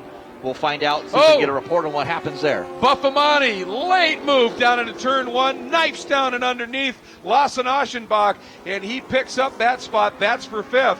So Buffamonte now on the charge, and that some of that may be that Aschenbach's car might be just a little bit wounded. The other thing, Jeff, on the Baldwin scenario, that Porsche being a boxer flat 6 and not obviously the big V8, doesn't have the torque, and if he lost some momentum, really got parked somewhere, he could have just been freight trained. Yeah, hard to recover from that, when, especially with the Cayman is more of a momentum car. You really got to keep that momentum going, and that's really. But Jack Baldwin can recover from that. It's going to happen. Well, you know, he's certainly capable, and I mean, he is. He's just going to absolutely start unspooling things here as he's trying to fight his way back up, and there's no give in him. And there's a time. You know, we've got 8 minutes left to go, and he is now up into. We're showing him now in the 4th spot. I'm not sure if that's accurate. We'll have to watch and let things cycle the next time through. But Buffamonte, obviously Aschenbach wounded, and that allowed Buffamonte to be able to clear him. But Baldwin now trying to remount the charge, as it were. Good shot here of the battle with Buzz McCall and Andy Lee. Andy Lee dropping way back in the field now, all the way to 15th position. Buzz McCall on the move from 18th up to 12th now for Buzz McCall. There's Jack Baldwin. Boy, you see him sawing at the wheels. He comes off, charges on to Dean Martin. And there is the Kia, your leader, I believe. Nope, that's Nick Johnson still having problems in that Kia Motors America, Kia Optima, just out there trying to get points, trying to make laps, because new rule this year as well, you have to complete 70% of the race distance to get points. So they want to try to get every lap they can in that Kia. Yeah, that's huge. And we've had a couple of guys, obviously Baldwin, one of them at Long Beach because of the wreck. They couldn't continue. That absolutely meant nada in the point column for him. So that's huge. So that's going to really fuel him to do whatever he can here. Out onto the front straight, here comes Anthony Lazzaro as he continues to open that margin up over O'Connell and Mancuso, who are in lockstep. Then right behind them, just a couple of car lengths back, Sophonis and Pilgrim, Skeen, Bergmeister. It is that close right now. And on our monitors here, watching this battle, and O'Connell trapped behind a car. He's got to try and knife through. He does, gets through. But did Mancuso get enough of a run, Jeff, to try him down into 5? Not quite close enough, and gives it up. But, oh, look at this move around the outside. Sophonis trying to make it work. Yeah, he got a really great late-breaking move there. He goes back to the outside, back to the inside, trying to make that pass, looking for 4th place. I'm not sure he's going to have enough power to do that here as he gets stuck now as a lap car. Great job by Mikey Taylor getting out of the way in that Aston Martin. And now Johnny O'Connell able to breathe a little bit of space between himself and Sofronis and Mancuso. 6 minutes left, and for O'Connell, the question is tires. How are they at this point? Again, these caddies, a lot of power, good traction control, but this is an abrasive track, and they make their grip mechanically, which is a little harder on tires. And this is survival mode right now. Same thing for Andy Pilgrim. As we watch him on the monitors right now, he is under immense pressure from Mike Skeen and that Hawk Performance Audi in the battle for fifth. Up and through that last sequence of corners, 15, 16, now 17, and onto the front straight. Hey, you see Johnny O'Connell there flashing those headlights saying, come on, guys, we're coming through. The traffic through here is Mark Clinton, his Aston Martin Breathless Performance, the Schwamp copier. Aston there, and Johnny O'Connell able to put that Aston Martin between himself and Mancuso, and we'll see if that holds up Mancuso and Sofronis makes a lap. But look at the gap that Mark Wilkins has now. Mark Wilkins about 5-second gap over Jack Rouse Jr. and his number 60 Ford Mustang. Well, and that all had to have developed as that big exchange that unfolded with the GT cars coming up through that group behind him in GTS, that we had all of that side-by-side bumping and going, and that was the big gift for Wilkins, and that's what they needed, a big gap that he can manage a little bit. Here, Dean Martin, a big spin, and Buffamani has gone through certainly, as well as everybody who had been behind him, and that is a big gift for Baldwin.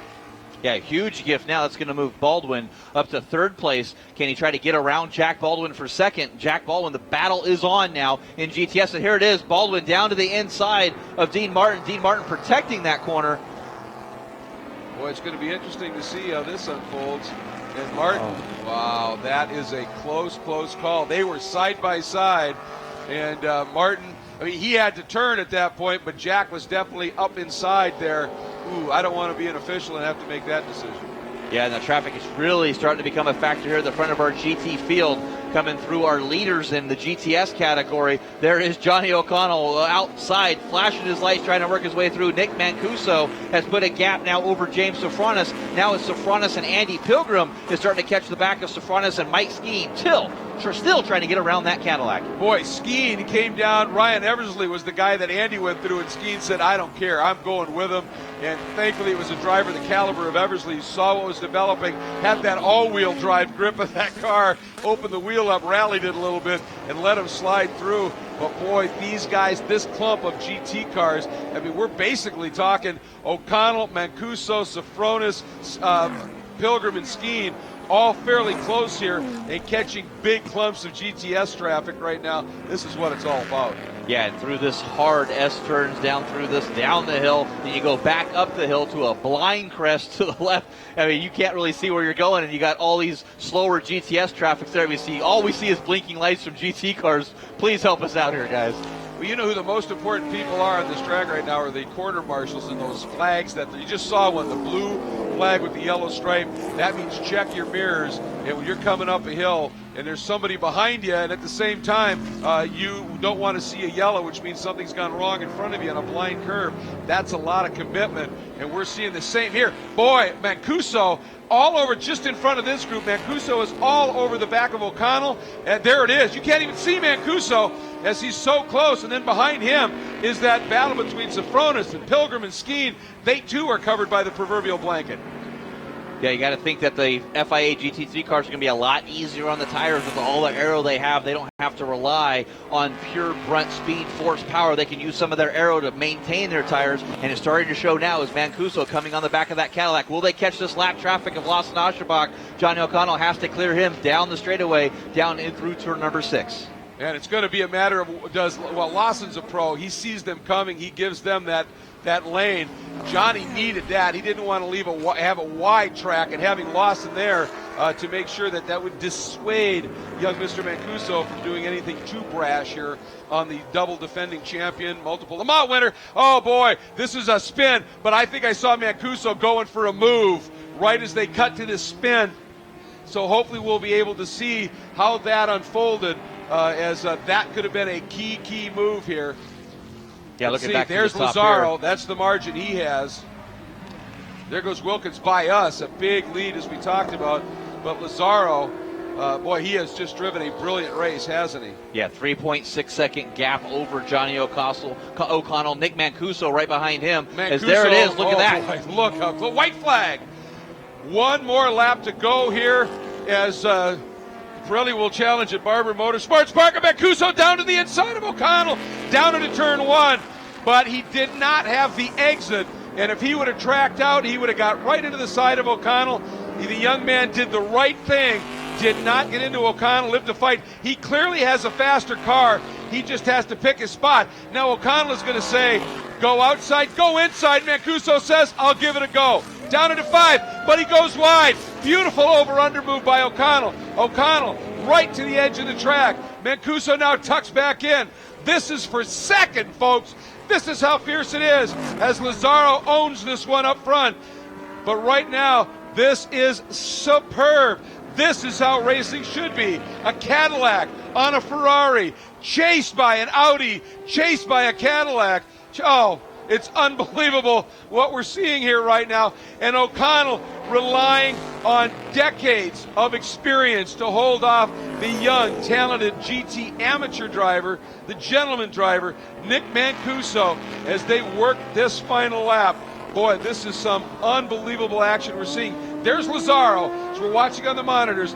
One more turn to go for Anthony Lazzaro and that R. Ferry Motorsports Ferrari of Ontario machine. Here he comes onto the front straight.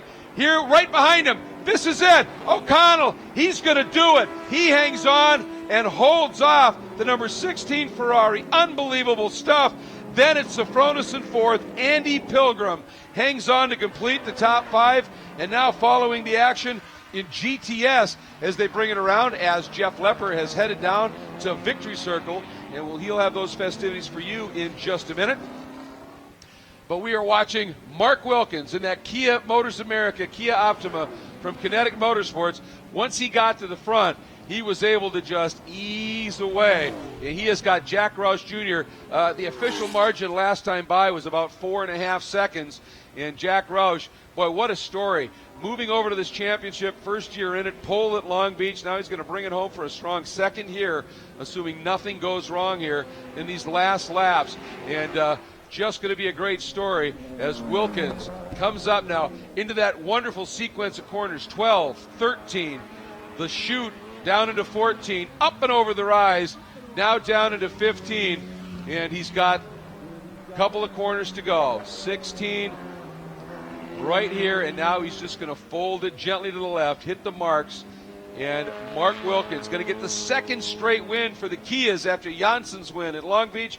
Mark Wilkins brings home the win here, and boy, did he need that for the points in that Kia Motors America Kia Optima Turbo. Fantastic. Jack Roush Jr. slices through into second place, and Jack Baldwin, after leading most of it, dropping back outside of the top 5.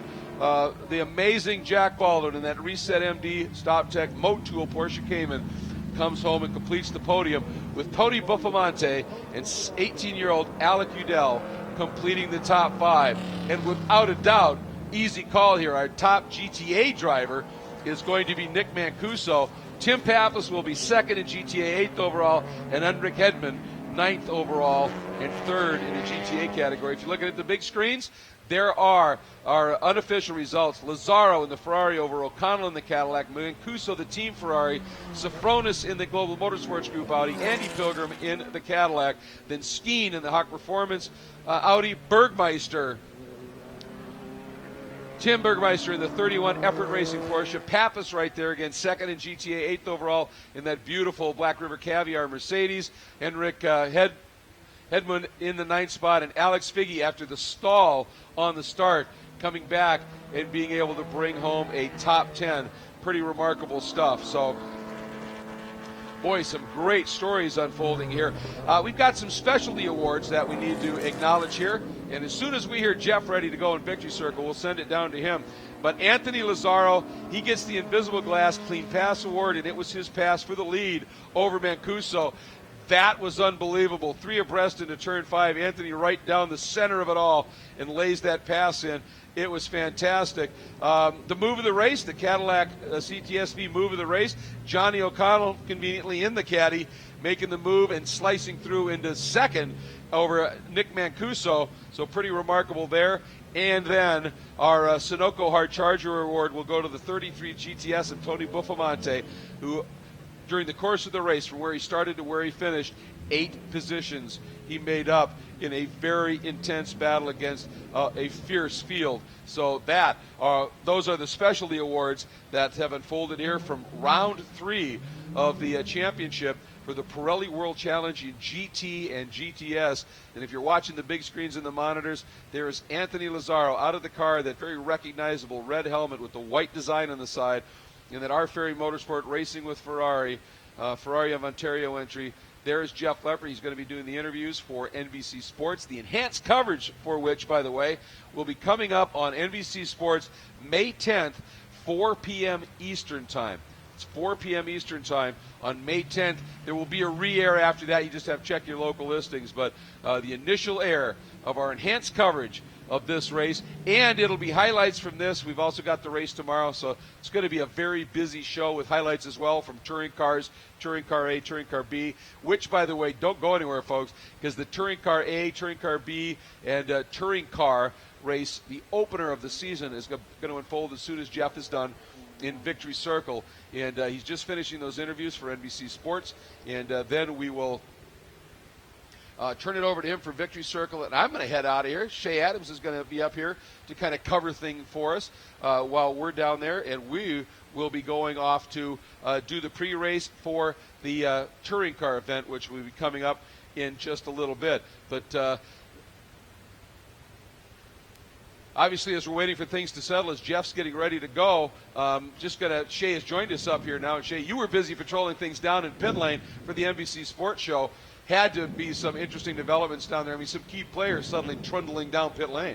There were, and the biggest key player who made his way down pit lane had to be Nick Janssen with serious damage to that Kia.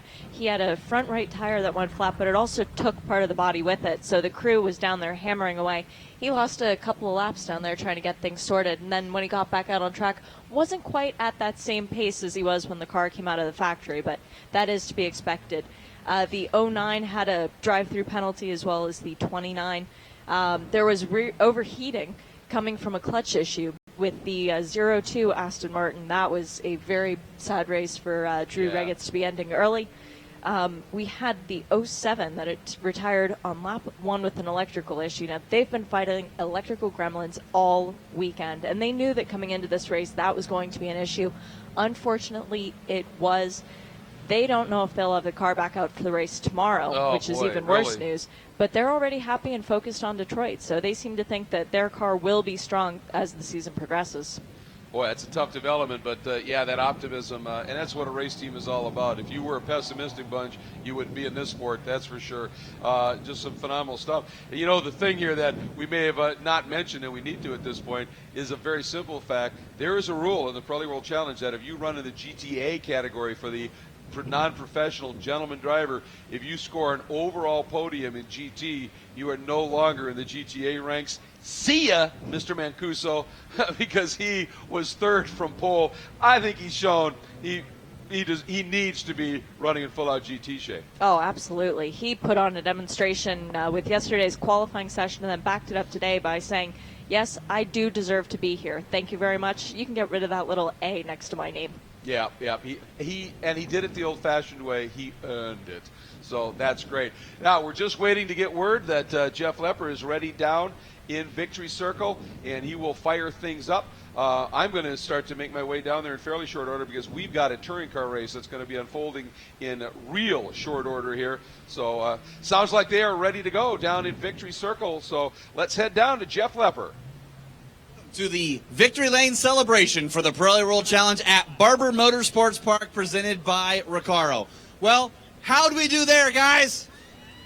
How about that as we celebrate our podiums in all 3 of our categories and classes here? We'll go ahead and start off. We get our podium in GTS, please. We get our podium finishers for GTS.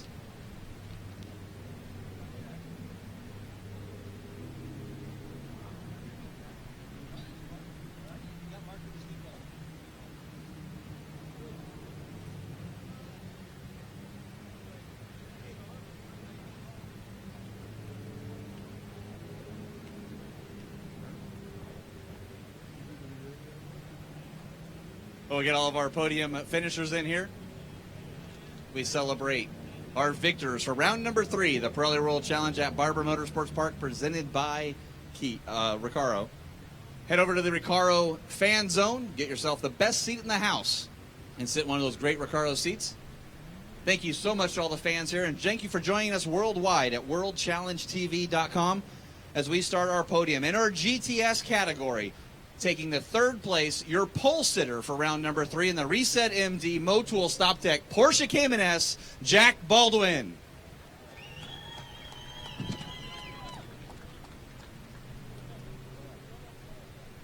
Finishing in 2nd place, first podium in the Pirelli World Challenge, driving the Roush Road Racing Boss Mustang 302S, Jack Roush Jr.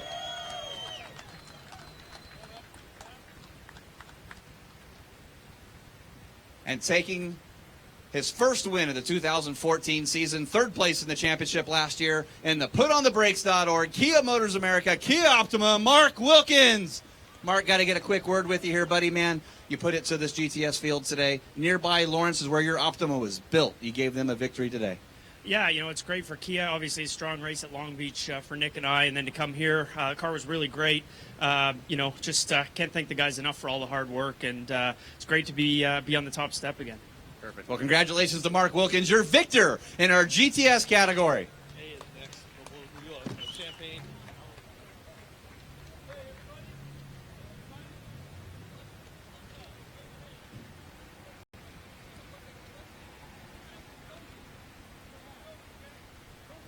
All right, hold those trophies up. Let's hear it for our GTS. 1st, 2nd, 3rd.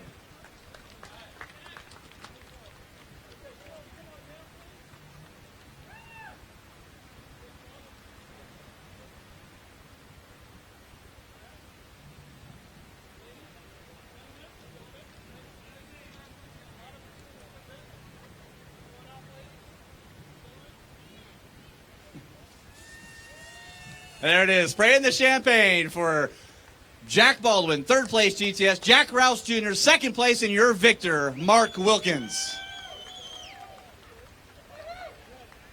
All right, gentlemen.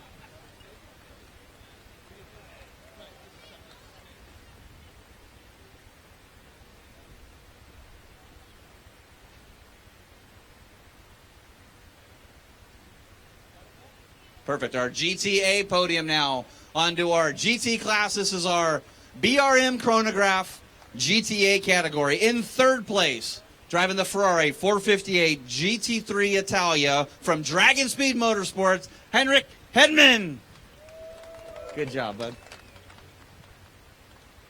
In 2nd place, his first podium in Pirelli World Challenge in the Black River Caviar Black Swan Racing Mercedes SLS AMG, Tim Pappas. And taking the win in the GTA category, your pole sitter. What an exciting race it was, not only in GTA, but overall in GT, driving the R Ferry Motorsports, racing with Ferrari, Nick Mancuso.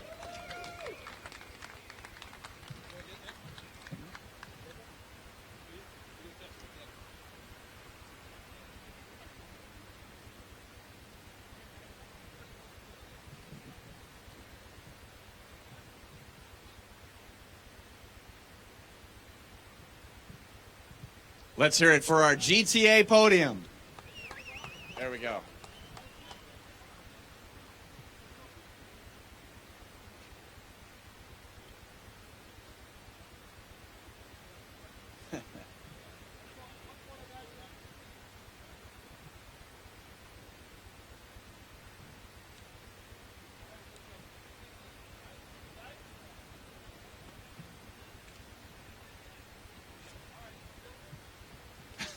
That was quick. They didn't wait for nothing there. All right, one more photo for our podium in GTA. One more time, crowd. Let's hear it for our 1st, 2nd, 3rd in GTA.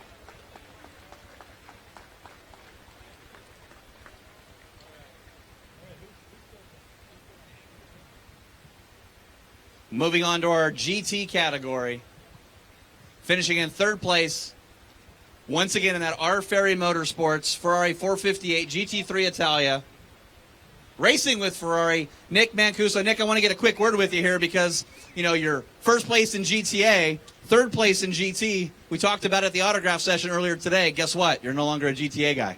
Yeah, this is the second time you tried to jinx me by bringing it up right before the race, but today it actually worked out. A lot of fun racing with both these guys. They're both true pros. Anthony keeps saying I keep beating up on the old guys, so I'm going to keep trying to move up a step each race weekend, so we'll see what we've got tomorrow. Some really strong Ferraris at our ferry, so look out. Yeah, don't forget we have a race again tomorrow, but congratulations, a third place in GT, first place in GTA, Nick Mancuso.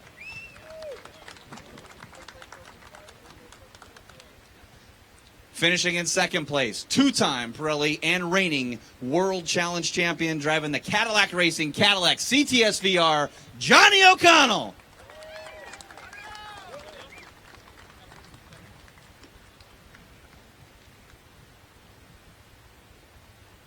And taking the overall win, second podium of the year, once again in that R Ferry Motorsports, racing with Ferrari, Anthony Lazzaro. Man, Anthony, you made it happen here. What a battle, and it was with your teammate all race long.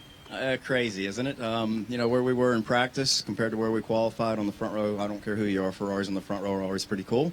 But yeah, we had a great race, right? It came down to traffic. I got a little bit of an advantage in traffic, and I felt once I could get in the lead, I could pull away a little bit. I'm fortunate that that happened. It's just because the crew, team, Ramo put together a hell of a team in just a very short period of time. Obviously, it's the best of cars driven, and we won. Well, congratulations to you and your team. Double podium for the R Ferry Motorsports, racing with Ferrari.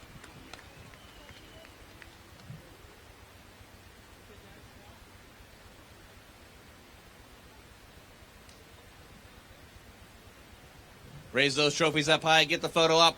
Hear it for our GT podium, your champion, Anthony Lazzaro. Get to spray the champagne here real quick. Give those GT drivers a chance.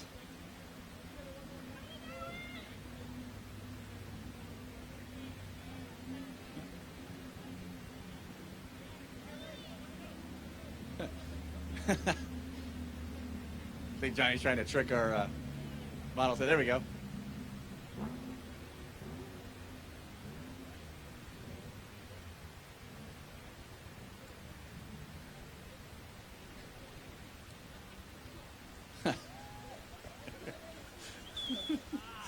Still got a race tomorrow. Got to get those driver suits clean tonight. All right, we have a lot of different partners that make all this possible here with the Pirelli World Challenge. Some of our special awards. The Cadillac CTSV Move of the Race goes to Johnny O'Connell for that dive bomb pass down into turn number 1 for that second place. Our Sunoco Hard Charger Award, that goes to the driver of the Capaldi Racing Ford Racing Boss 302S, Tony Buffamonte. Our Invisible Pass Clean Pass of the Race Award from Invisible Glass goes to driver, your GT overall winner, Anthony Lazzaro. And our Optima Batteries Best Standing Start goes to the number 97, Mitch Landry and his Versa Crane Ford Mustang from Motorsports Development Group. And your Bondurant class winners, Anthony Lazzaro, Nick Mancuso, and Mark Wilkins. Well, that's going to conclude our podium celebration for all three of our finishers. We're going to stick around for our hat dance. Take a quick break here as we rejoin the action at WorldChallengeTV.com. Up next, Touring Car, TCA and TCB.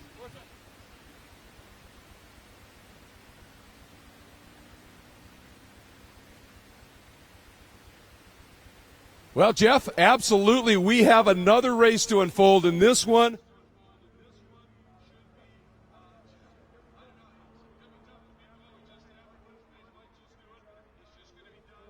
This is the opening round of the Pirelli World Challenge's Touring Car A, and Touring Car B Spec Series Championship chase.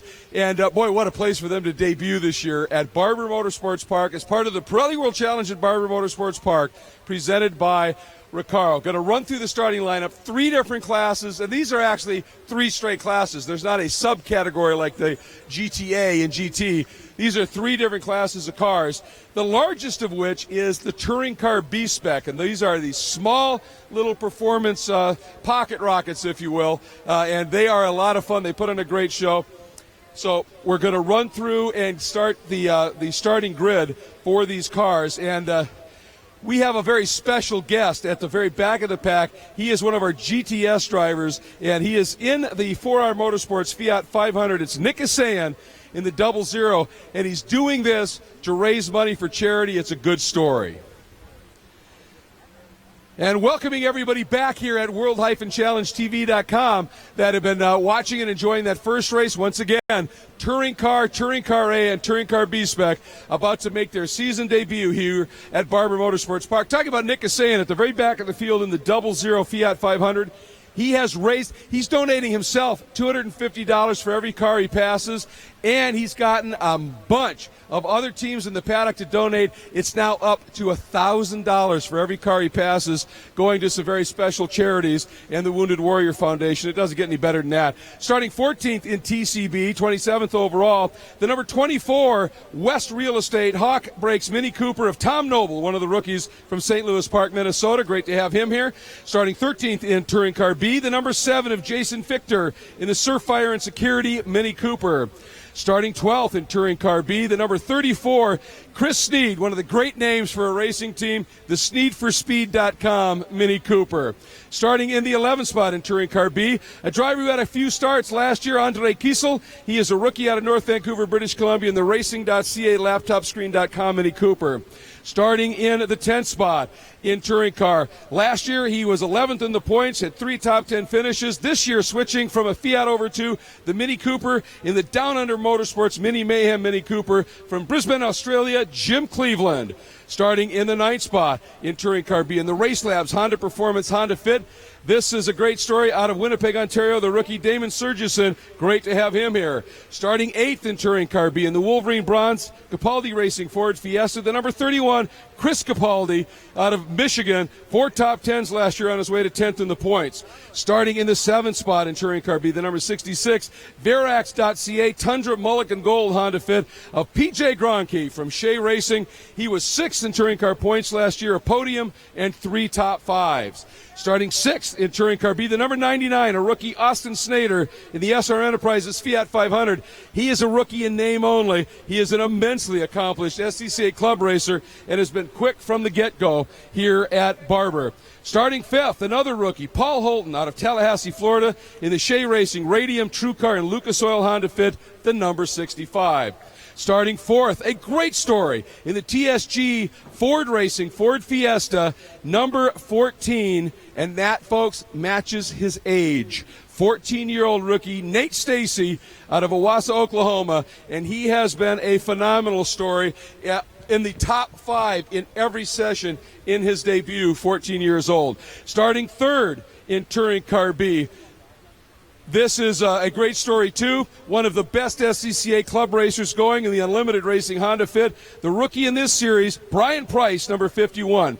Outside of the front row in Touring Car B, in the Mini of Charleston Mini USA Mini Cooper, the driver was 5th in the points last year with 2 wins and 8 podiums in 9 starts. The number 37 of Tyler Palmer. But on the pole, in the American Diabetes Association, Animas, American Honda Fit, out of Copenhagen, Denmark, the guy who last year set the world record for the longest drift. It took him 46 minutes, 52 miles sideways at the BMW Proving Grounds, but he did it. He is an amazing guy. Number 12, Johann Schwartz on the pole. Now we move to the TCA category. Starting 6th in that group, all the way from Bogota, Colombia, in the NDP Motorsports Honda Civic, the rookie Dan Fernandez, number 5. Starting in the 5th spot, in the number 38 Kia Motors America Kia Forte Coupe, is Russell Smith. Starting in the 4th spot, the number 97 High-Rise Garage Motovicity Mazda RX-8 from Austin, Texas, the rookie Justin Hayes. Starting 3rd from Mount Vernon, Ohio, in the Kia Motors America Kia Forte Coupe, the rookie Jason Wolf, number 36. Starting in the 2nd spot, another rookie out of Gambrillis, Maryland, the Avro Purposeful Architecture Mazda MX-5, the number 13 of Jason Cherry. And on the pole in TCA, she was 3rd in TCB points last year. She is also a winner in Touring Car category as well at Long Beach a few years ago. The number 67 from Shea Racing, Radium True Car, Lucas Hendrick, and a Honda Civic SI is Shea Holbrook. That leads us now into our touring car field. He was very quick in qualifying, but he got moved to the back. We'll explain that in just a minute. And it's Jason Saney in the OMP Motovicity Mazda MX-5, number 28. And then it is next to him, Colin Cohen in the RS Works Forge Recaro VW GTI.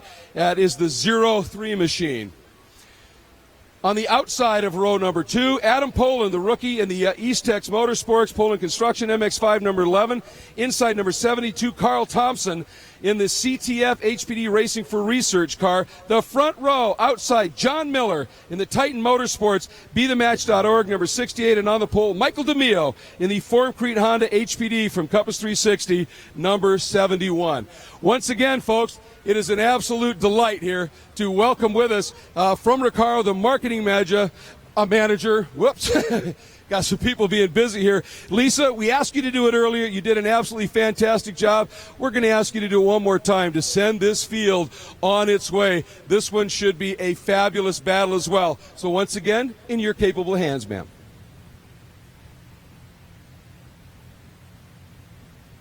From our friends at Optima and Pirelli Tires, and from us, Recaro Automotive Seating. Drivers, start your engines!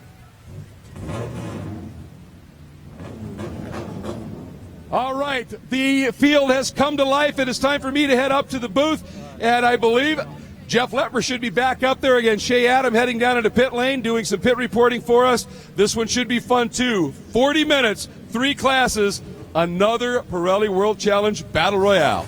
That's right, Greg. Thank you so much. Jeff Lepper joining here at WorldChallengeTV.com as we get set to start the opening round in our touring car, TCA and TCB category cars. The exciting cars. My favorite category here is the touring categories, and we refer to touring cars. We have a brand new category here with TCA. Sort of takes the TCB format that was so successful last year and transitions that to a touring car platform with limited prep, stock engines that are sealed, stock brakes. You're allowed to run a StopTech brake pad for the friction material, and then limited suspension changes where you can remove the catalytic converter, run a little test pipe there, exhaust system, safety equipment, and that is it. They're about 3.5 seconds slower and about half the cost of building a TC car. So just another element in that stepping stone, the built-in ladder system that Pirelli World Challenge has. Well, we're ready to open round number 1 of our TC, TCA, and TCB category cars right here for the Pirelli World Challenge at Barber Motorsports Park, presented by Recaro. And you notice that little Fiat 500 right there in the back. That is Nick Asayan, driving the Fiat USA Speed34.com charity. He's pledged $250 for every car that he passes on the track to donate to that charity. He's drawn up some of his drivers around the paddock area, and they've come up with almost $1,000 for every car that Nick can pass here during the opening round to donate to that Wounded Warrior Foundation, the charity that helps wounded vets. It helps their families, scholarships for their kids. It's a great organization, and thank you so much for Fiat USA and Nick Asan for making this happen. Pirelli World Challenge, everybody in the pits. I can't wait to see how many cars Nick Asan can get through. Field warming up here. This will be a standing start as we look at our Motul race analysis. And that is going to be a 40-lap sprint race from a standing start on this 2.366-mile permanent road course here at Barber Motorsports Park, 17 turns around this great facility. Our Pirelli storylines, we talked about it before, that TCA class. Going to see how that's going to transpire not only here at Barber Motorsports Park, but all year long. And now, Jason Saney, I think you got to watch him in touring car coming from the back of the pack, a little bit too low in post-race or post-qualifying inspection. He got moved to the back. That put Michael DeMio on the pole. Watch him coming from behind. Greg Creamer, join me up here in the booth now. What great first race we have is our GTS, and now just as exciting for our TC, TCA, and TCB. Well, in a way, these cars are better suited to this track, aren't they? This was designed for motorcycles. These little cars have more room to get out there and race and the like. You can see, from the camera shots here, they take up a lot less space on this front straight, which means they can maybe be a little bit more racy. We've known from history that certainly 2 of these 3 classes, we don't know about TCA, but we have no reason to expect otherwise, that these guys and gals get after it, get extremely racy. So really looking forward to this one. I also wanted to quickly say, Compass 360, Carl, that group, those kids here from the Children's Tumor Foundation and Racing for Research, so special to have them here. It is just fantastic, those art cars, and they've got one here that Carl Thompson is racing. It's absolutely wonderful. And of course, the team car, not the art car, but the pole car, that's good enough, huh? From Michael DeMio. Boy, we are ready. We get word, Jeff, that the grid is full. Watching that 10-second board from the front, there it is. As soon as we get our flag girl there with the signboard clear, it'll start the 5-second clock when she gets back over the wall, and that is till the lights turn on and they go out and we go green here for 40 minutes at the Pirelli World Challenge at Barber Motorsports Park, presented by Recaro. All right, they just gave the 5-second indication. There's a board they hang up. You just can't see it there if you're watching on the monitors or on our global web feed. Just off the screen, it is down. We watch for those wheel and lights to come on. They're on, they're off. Boy, that was quick. And DeMio, a good start, but Miller maybe a better one. And Carl Thompson got to dive down to the inside, make it maybe 3 abreast down into 1. He wisely dips the brake just a little bit and says, nah, that's a little bit too intense. But a great start nonetheless. The field moving. Jim Cleveland, a problem for that Mini Mayhem Down Under Motorsports Mini. He's moving over and heading right toward the pit out lane and pulling off track. That's a shame. Yeah, but it was John Miller getting the jump there. You mentioned that before, and there is Jim Cleveland trying to get his car cleared and got that car off of Copart.com. It's a salvage car. They put that car together. He's underway and not the way he wanted to start his season. If we see our Cadillac safety vehicle there, and battle up front in our TC class, it is John Miller, Michael DeMio, and I believe that's Adam Poland. Great start for him, and Carl Thompson shuffled all the way back to 4 trying to make that move in the battle on the TC with Shea Holbrook and the youngster Jason Cherry. Yeah, and gathering up the back of that TC group is Jason Saney. He has already got the whip going here. Boy, look at that brake lock up. These guys, bump, and another bump. That was the number 97 who really is pushing the envelope here. The young rookie Justin Hayes in that RX-8. He had that thing all kinds of crossed up. Well, that Russell Smith's Kinetic Motorsports Kia Forte Coupe, that car probably only has 100 miles on it. Don't put a dent in it yet. Well, that's done. There's a dent in it now. So, but hey, now that first wrinkle's in it, just go race it. And no more new car smell now. Exactly. And there's a good look at Colin Cohen. They have really been struggling to get this car up to pace. We got problems. Poland showing a lot of smoke out of the right side, right rear of that car. And I don't think that doesn't look necessarily like body rub at this stage. We'll have to keep an eye on it. It looks like he's still got some pretty good steam going here, and I mean that in terms of speed, not that smoke. But now, late move here, and Carl Thompson pulls out. Yeah, Poland might be in trouble. Well, Poland might be in trouble, but the guy that's going to be in trouble, I believe, is going to be Carl Thompson. We had a yellow flag at start-finish and a waving yellow at turn 1. He made the pass there on the inside of Adam Poland, not what he was supposed to do. Oh, that's a good point. Yeah, they were very specific about that in the driver meetings about the passing under a yellow station, and that could be interesting. But John Miller, he really did parlay that start into a nice lead. But here in the TCB battle, as we expected, Jeff, this one is going to be a brouhaha all season long. Yeah, Johan Swartz up to the front of the pack, led every practice session. Man, I'll tell you what, he was all over the place in the qualifying session, said that barely could keep it on the track. As PJ Gronke in third place, Mr. Excitement now, Brian Price, your guy, he's in second, and Tyler Palmer in the championship-winning car of Robbie Davis sitting there in fourth position. That's Tyler Palmer now, as that youngster put on driving clinics in the TCB class in the second part of last year. Yeah, he really did, but he got nipped by PJ Gronke in that Shea Racing machine, the Verax.com Tundra Mulligan Gold Honda, as he now has slipped up into third, pushing Palmer back to fourth. And the third member of that Shea Racing team, Paul Holton, the young rookie, also impressive in fifth, and 14-year-old Nate Stacy right there. Yeah, Nate Stacy, we mentioned him. You saw him as he'll be our guest. I think we're going to try to get him on our pre-show for tomorrow, so hopefully he can make it over there to talk to that youngster, that 14-year-old kid racing that Ford Fiesta. And I say a kid because, man, he looks 14, too. Probably have to pull him away from the school books to get him, but we'll give it a go, that's for sure.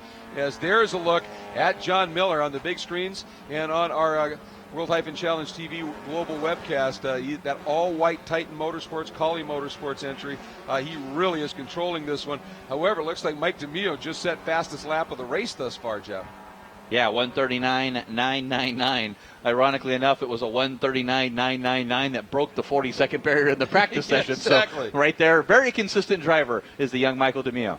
And Jason Saney, although he still shows, I think, in fourth on the monitors, he now has worked his way up into third. Again, you were talking about it. That's the car that actually qualified on the class pole, but it was just a smidge too low, and they're very strict on those rules, and that's why he got moved to the back. And now up and out of turn number 4, watching this battle, Johann Schwartz and Dave Price, they have opened up a little bit of a margin, but Tyler Palmer has gone around Gronke. Now we'll see whether Tyler is able to reel in those leaders up front. There's a good look at the second place car, the very patriotic decal scheme for Price. I asked Brian, I said, hey, that's a pretty cool wrap you got on that Honda Fit with the American colors and stuff. He goes, hey, man, I own a body shop. That's not a wrap. That's all paint. I still didn't believe him. Went up there and checked it. Sure enough, that is all paint on that Honda Fit. Of course, Jonathan Baker's, wow, and Johann Schwartz up on 2 wheels over the curb there. Now carrying the right rear down through that corner. Great stuff here from our TCB leaders. Well, Jeff, you've driven these cars and been very successful when you have. Obviously, these cars, they're going to be a lot more reactive when you start hammering curves. One, because they're just so light. Yeah, really lightweight cars, low horsepower. It's all about momentum. And if you have a chance to bounce over the curbs like that, you're going to do it no matter what. Getting a report from Shea Adam down on pit lane that Adam Poland did pit, came down, no damage to the right rear. The crew checked that out. SCCA Pro Racing was down there checking it out, making sure there was no fluids. He's back underway. Yeah, it's interesting because there's definitely some smoke, and a nice move there by the number 5. And it's been a great story we've been following for that car. Dan Fernandez just putting a pass on Justin Hayes in the number 97. So the young rookie from Bogota, Colombia, moving into the top 5 in TCA. And there is the leader of TC class, John Miller, in that Honda Civic Si. The same car he ran here last year. He's now with the Pirelli Motorsports team with his Honda Civic Si, hoping to do the whole year. Michael DeMeo in second, and Jason Saney up to third place in his Grid 1 Motorsports Mazda Miata MX-5. And it's great to see Jason Saney returning to the series. Oh, yeah, former winner, the 07 Rookie of the Year in the touring cars, and then almost won the championship the next year. But look at this battle that's starting to shape up. Brian Price has glommed onto the back of Johann Schwartz down into turn 5.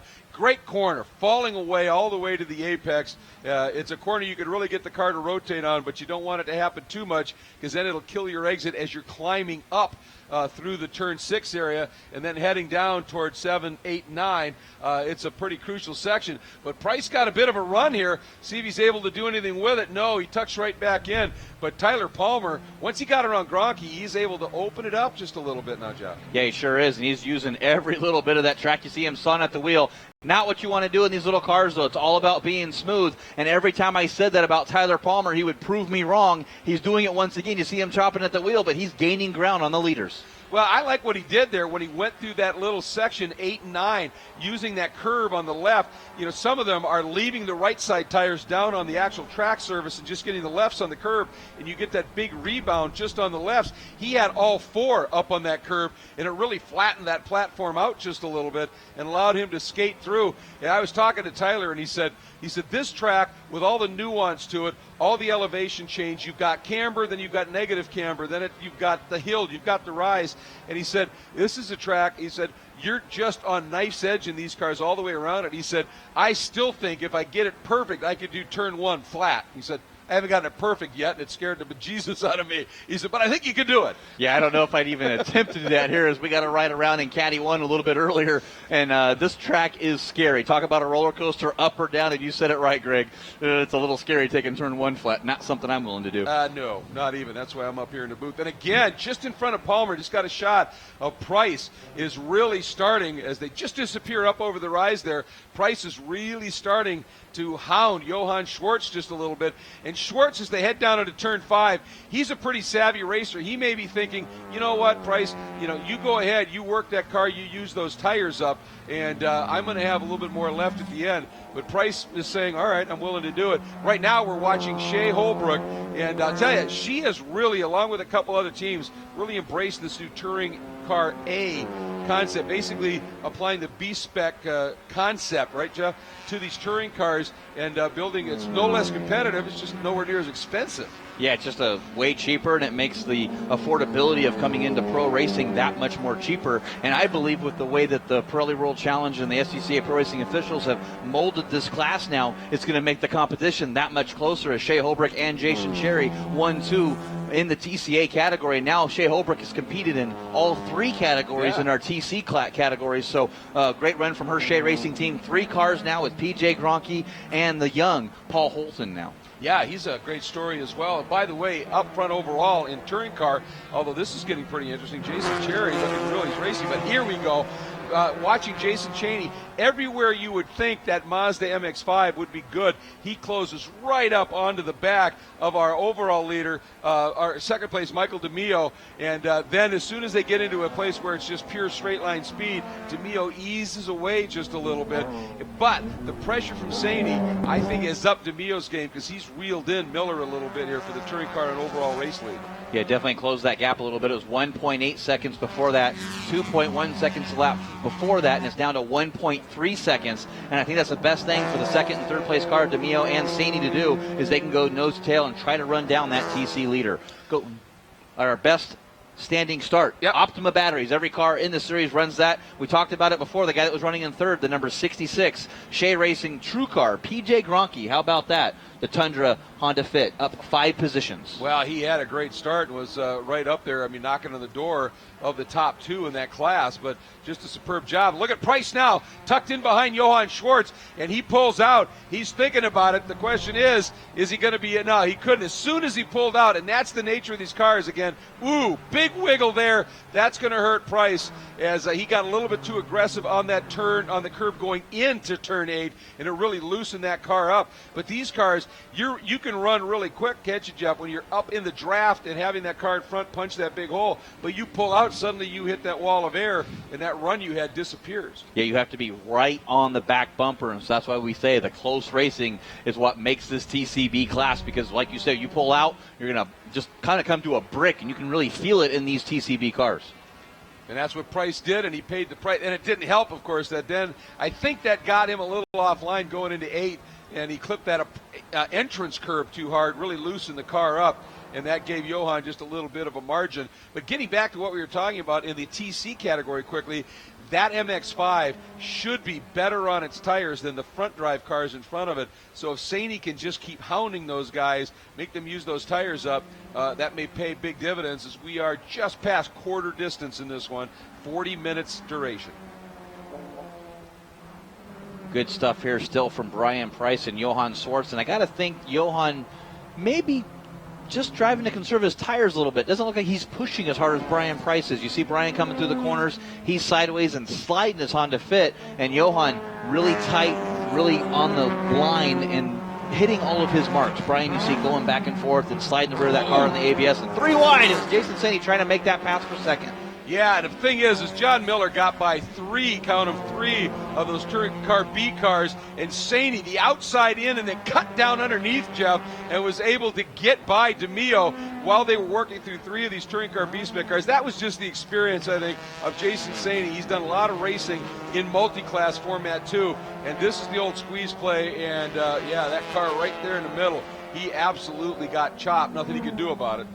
Yeah, and so that Andre Kiesel misses a shift. I saw him miss that shift. He went from in front of these 2 cars to right behind him. Not what he wanted to have happen, but he missed that shift. And Damian and Joel Liparini, we talked about him a little bit. Surgeon, that's that right? Surgeon, got it right. And Damian, man, tell you what, all the sponsor funding that he got for this race, he donated that to his charity organization. It's gone in fairly short order from 11th to 10th and back up into 9th. That was a great move. And that move that he made on Surgeson, you saw how that lost his momentum, and that's now going to allow Andre Kiesel to get side by side with him. He's not going to be able to stick the move as they come down here in turn number 6.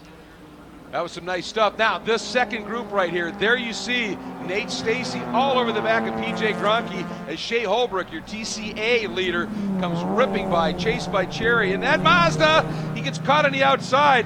Nice job there by PJ to recognize Cherry was there. Obviously saw a big blue flag. And look at that. Both Shea and Cherry, on track, off track, sideways, flat gas, give her, baby. Yeah, never lifted, never hit the brakes at all. We didn't see any brake lights, but look what happened. Looks like Cherry kept his foot in it a little bit longer. Right on the back bumper is Shea Holbrook coming onto the last turn, onto this front stretch. There, nose to tail, 4 wheels wide. Nose to tail, on the draft. Can Cherry make it down into turn number 1? Well, I think when he ran it wide there, got his tires into the dirt, that cost him just enough. And Shea able to open it up suddenly by a couple of lengths. And Nate Stacey takes a look, trying to go down underneath Gronke, got him offline. And look at that, Holton going, okay, I'm going to try and join this fun in that dark blue Shea Racing Radium machine. Yeah, if he can get around Nate Stacey, maybe help his teammate out a little bit, and they can team up and try to run down the top 3. It is right now in the TCB category still Johan Swartz, Brian Price, and Tyler Palmer. We're watching the battle for 4th here between PJ Gronke, Nate Stacey, and just a little bit back, Paul Holton. Just a little bit back. I like that. By the way, Price looks like he's been sort of heeding what you've been saying. Maybe he's got us on a radio in the car or something, because it looks to me like he's calmed down a little bit and he is just following right now Schwartz, and I think that's a smart move. Johan knows his racetrack. He can get around a track in 1 lap, flogging it sideways the whole gambit, but he also knows how to keep these tires alive for the duration of a race. And I think Price may have said, I have an opportunity to go to school here. Yeah, well, that, and you can try to pick your positions. You can say, okay, I know I'm going to be better than this guy here. He's better than me here, so I'm going to try to improve myself on this place. Maybe I can pick that position off where I'm better. And on the screens, down into turn 1, it has turned into a battle for the touring car and overall race lead as Jason Saney in that black machine, the Grid 1 car, has now glommed onto the back of the Collie and Titan Motorsports Honda of John Miller. This is a battle for the lead in the touring car class. And Saney is doing what he knows he needs to do. Just keep pounding these guys, have them use up those front-wheel drive tires. Again, on an abrasive track like this, these front-wheel drive cars, you ask a lot of those front tires. Saney right there, trying to just get that exit run going a little bit. Now he's going to lose a little bit because he pinched the exit just a little bit. Look at Miller. That car's a long way up, and Miller's going, I don't want to get caught. Flash those lights. Especially coming down through this tight complex here. That's Adam Poland, been back on pit lane again just to check things out. Still having problems with that Mazda Miata.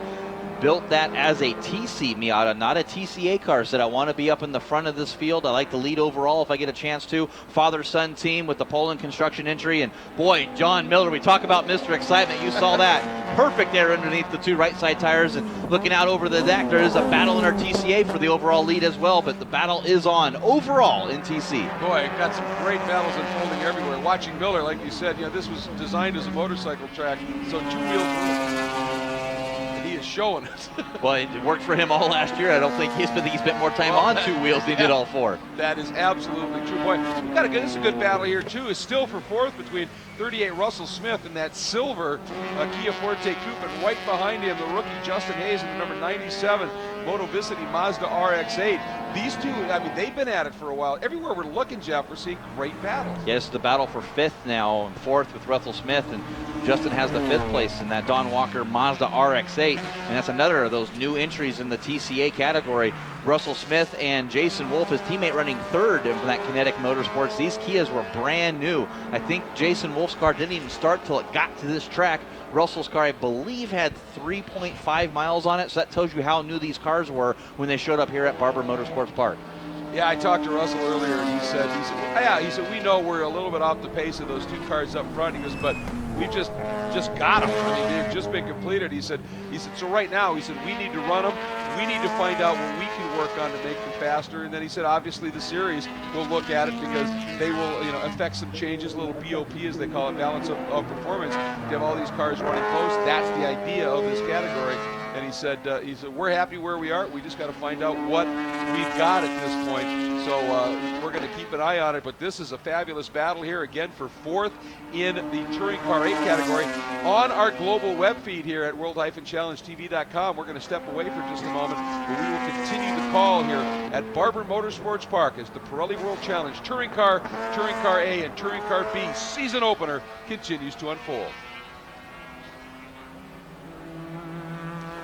And Jeff, we have a new leader in Touring Car A as the young rookie Jason Cherry was able to make the pass and get around Shea. And I wonder if it is that we're starting to see that better balance, rear drive car, a little bit better balance on these MX-5s, which are wonderful momentum cars.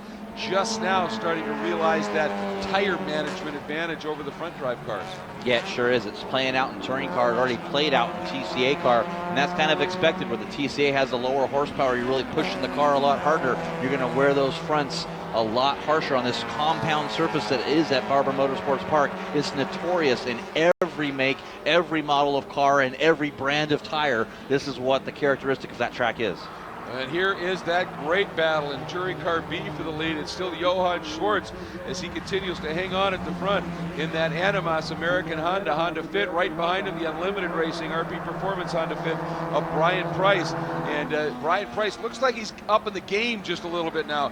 He's starting to let that pitch and rotate just a little bit more as he is now trying to go after it here as we're coming up just past half distance, and Price wants to get by. And I think part of the reason is that look who's starting to close up a little bit behind him. Tyler Palmer coming after him here at Barber.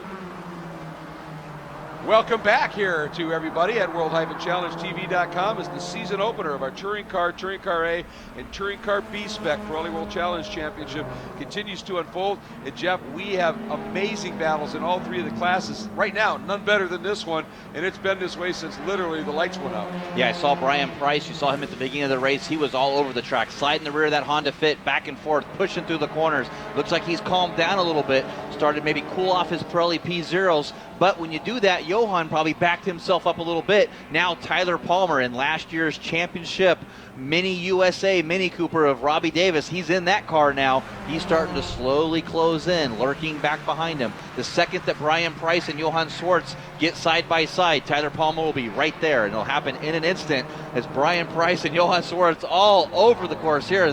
Look at that, Shea Holbrook now back in front of Jason Cherry during the break. He got around her and pulled away a little bit, but now Shea Holbrook retook the lead in TCA. Good for her, and you can see Cherry is on the edge. That Mazda is moving around. And just to give you an idea here, folks, for Tyler Palmer in that third place number 37 Mini of Charleston Mini Cooper, not that long ago he was almost 4 seconds behind Price. Now he's less than 2, so that gives you an idea of the margin that he is starting to close it up. And that might be Tyler Palmer going in this Mini. I'm not going to race at their pace. I'm not going to burn the tires up. Then I'm going to come after him. And look at this. He is now within 5 car lengths, Palmer is, as Price sensing it, and Price is going, I can't just play this game anymore. Tyler's coming way too fast. I have got to get around Johann Schwartz. This one is on. We've got 3 cars covered by the proverbial blanket, and Palmer's lap was a 152.5, the other 2 running 153.7s. Palmer is flying. Yeah, he sure is, and Brian Price, there he does, makes a move right to the inside of Johann Schwartz. They touch a little bit. Now Tyler Palmer on the outside. Can he make that pass stick? He's got the momentum. Swing into the outside, up over the hill. Boy, he just put all 4 of those tires on that exit curve, kept that run alive, and he's got enough of a head of steam. He is through. That was a thing of beauty. Exercising that, saw that little bit of contact, Jeff, knew that might open up an opportunity, and then absolutely jumped on him. But look at Price coming right back at him. Right to the inside here of Tyler Palmer. Tyler's going to have the advantage to head into the right-hander. One of these guys is going to have to give, and I don't see that happening. But Brian Price got the great run. He has momentum. He looks in his mirror, going to slam the door through turn number 6. And does so, and all 3 of them up on those 2 wheels coming through there. This is great stuff. And obviously Johann's going, yeah, Tyler, yeah, go in, mess with him. Let me open up this margin just a little bit. But I don't think that's going to happen because Price, even though he seems to be a little bit more aggressive and not quite as smooth, at this stage as we're coming up now, 15 minutes to go, doesn't seem to be hurting him yet in terms of those tires. And here we go. There is Shea. Whoops, a bit of a moment there. That's the number 67 of Sergison, and he was involved in that great battle with Kiesel and Sneed, and now he's lost touch with that a little bit. But look at this TCA battle coming up onto some of the TCB traffic, and Shea going to get a little bit of a break there. There's no place for Cherry to go. Yeah, we heard from SCCA Pro Racing officials that Jason Cherry actually made contact getting around Shea Holbrook, made him give that position back so he could avoid a penalty. He did that, but now he's putting the battle back to Shea Holbrook, looking on the inside, got lap traffic in front of these 2 guys. Someone's going to have to give, as that's Colin Cohen in that RS Works Volkswagen GTI, one of our touring car competitors, as Shea Holbrook gets by him and puts that, oh no, right there, great pass by Jason Cherry. Boy, you couldn't you couldn't slip a piece of paper between those two cars side by side. He had to do it because if he would have got trapped, he would have lost at a good 15 car lengths probably in terms of that momentum game. He had no choice but to push that one hard. And I'm trying to see here. Do we have? Couldn't see Jason Saney. He came by, so I thought for a minute, we got a problem here. But no, he's out there. Just wondering where he is here. I think they're going to be coming up and out of the backside of the track. Here comes Miller. Here comes DeMio. Yeah, where is Saney? Back to third. He's dropped back now as Michael DeMio putting the battle to John Miller. There, nose to tail. Miller down. Oh, wow. Miller on the outside as Michael DeMio goes to the inside. Side by side there. It looks like Miller's going to have a little bit of momentum as Nate Stacy, the lap car, getting well out of the way there. And big bump there. Draft all the way down the hill through turn 6, Greg. But look, you could see Miller was just drifting over to the right. He wanted to get DeMio parked behind Nate Stacy. That was a good, savvy piece of racecraft. Miller running a little wide there, though, and that's going to give DeMio a bit of a run, and he globs right back onto the back of him. But that's using a lap. That, when we talk about using lap traffic as a pick, that was a moving pick. In the NBA, that would have been a foul and a couple of shots, but that was great to watch. Yeah, looking at Jason Saney's car, not sure if there's a problem or an issue there, but he's about 4 seconds per lap off the pace from this lead group. And Michael DeMio's caught John Miller once again, looking to maybe cool those Pirelli P0 tires off. You got about 11 minutes remaining here in this race. Has coming great run through there. Right to the inside. Can he make the move? Is he going to make a stick? Not yet. John Miller closed the door onto the front stretch, Greg. That was nice. I mean, Miller left him room if he really wanted to stuff it down there. But Miller, I think, knew if he did that, he was going to lose all kinds of exit speed. And at the last minute, DeMio just kind of breathed a little bit. But that was nice. That was good, clean, hard racing here that these guys were laying. And speaking of which, look at this battle. Price trying to go around the outside of Johann Schwartz. Coming up on the inside of him is Tyler. 3 cars going for the lead in touring car B-Spec. And again, Johann Schwartz looking in his mirror, going side by each down into turn number 5. Price had the line. Now can Tyler do the cutback move? He can. But boy, did Price get a good run up and out of that turn. Gaps Tyler a little bit and actually started to close in. Problem there for Carl Thompson. Yeah, Carl Thompson pulled off driver left just past start and finish. But now there goes John Miller and Michael DeMio, the leaders through our TCB category. And that's going to hold up Johan a little bit, as well as Brian Price, as Tyler Palmer looking to make the move on this lead duo. So we got a battle for the lead in our TC and our TCB class on the same point of the track. Boy, did you see Tyler? He thought about just stoving it down the inside there. No one. Nah, maybe not. Yeah, you can see his eyes in his helmet. They were as big as golf balls, seeing that opportunity, and he thought better of that right at the last minute. Yeah, we got great lead battles in all 3 classes. I mean, the biggest one right now, heading down to turn 5, is Shea Holbrook by like 3 car lengths. I mean, that's the biggest lead of all these classes. And that just went away as Jerry, by the way, got a good run. Oh, look at Tyler Palmer off track, dancing in the dirt as DeMio trying to get down underneath. And again, John Miller using lap traffic. And that is, I think, Justin Hayes in that Mazda RX-8 up into the sand trap. So if that car is going to be beached there, he can't get out. We might be full course yellow with just 9 minutes here. He's working his hardest to get that car removed. He does look like he has those drive tires on the pavement, but his front tires are buried in the sand. Yeah, it's going to be interesting to see, and it all depends on, the stewards look at it, see how far off track he is, how much of an impact zone is he in, and what's going to happen. They're advising teams right now where that car is. And oh, look at this. DeMio was able to get around Miller, Jeff.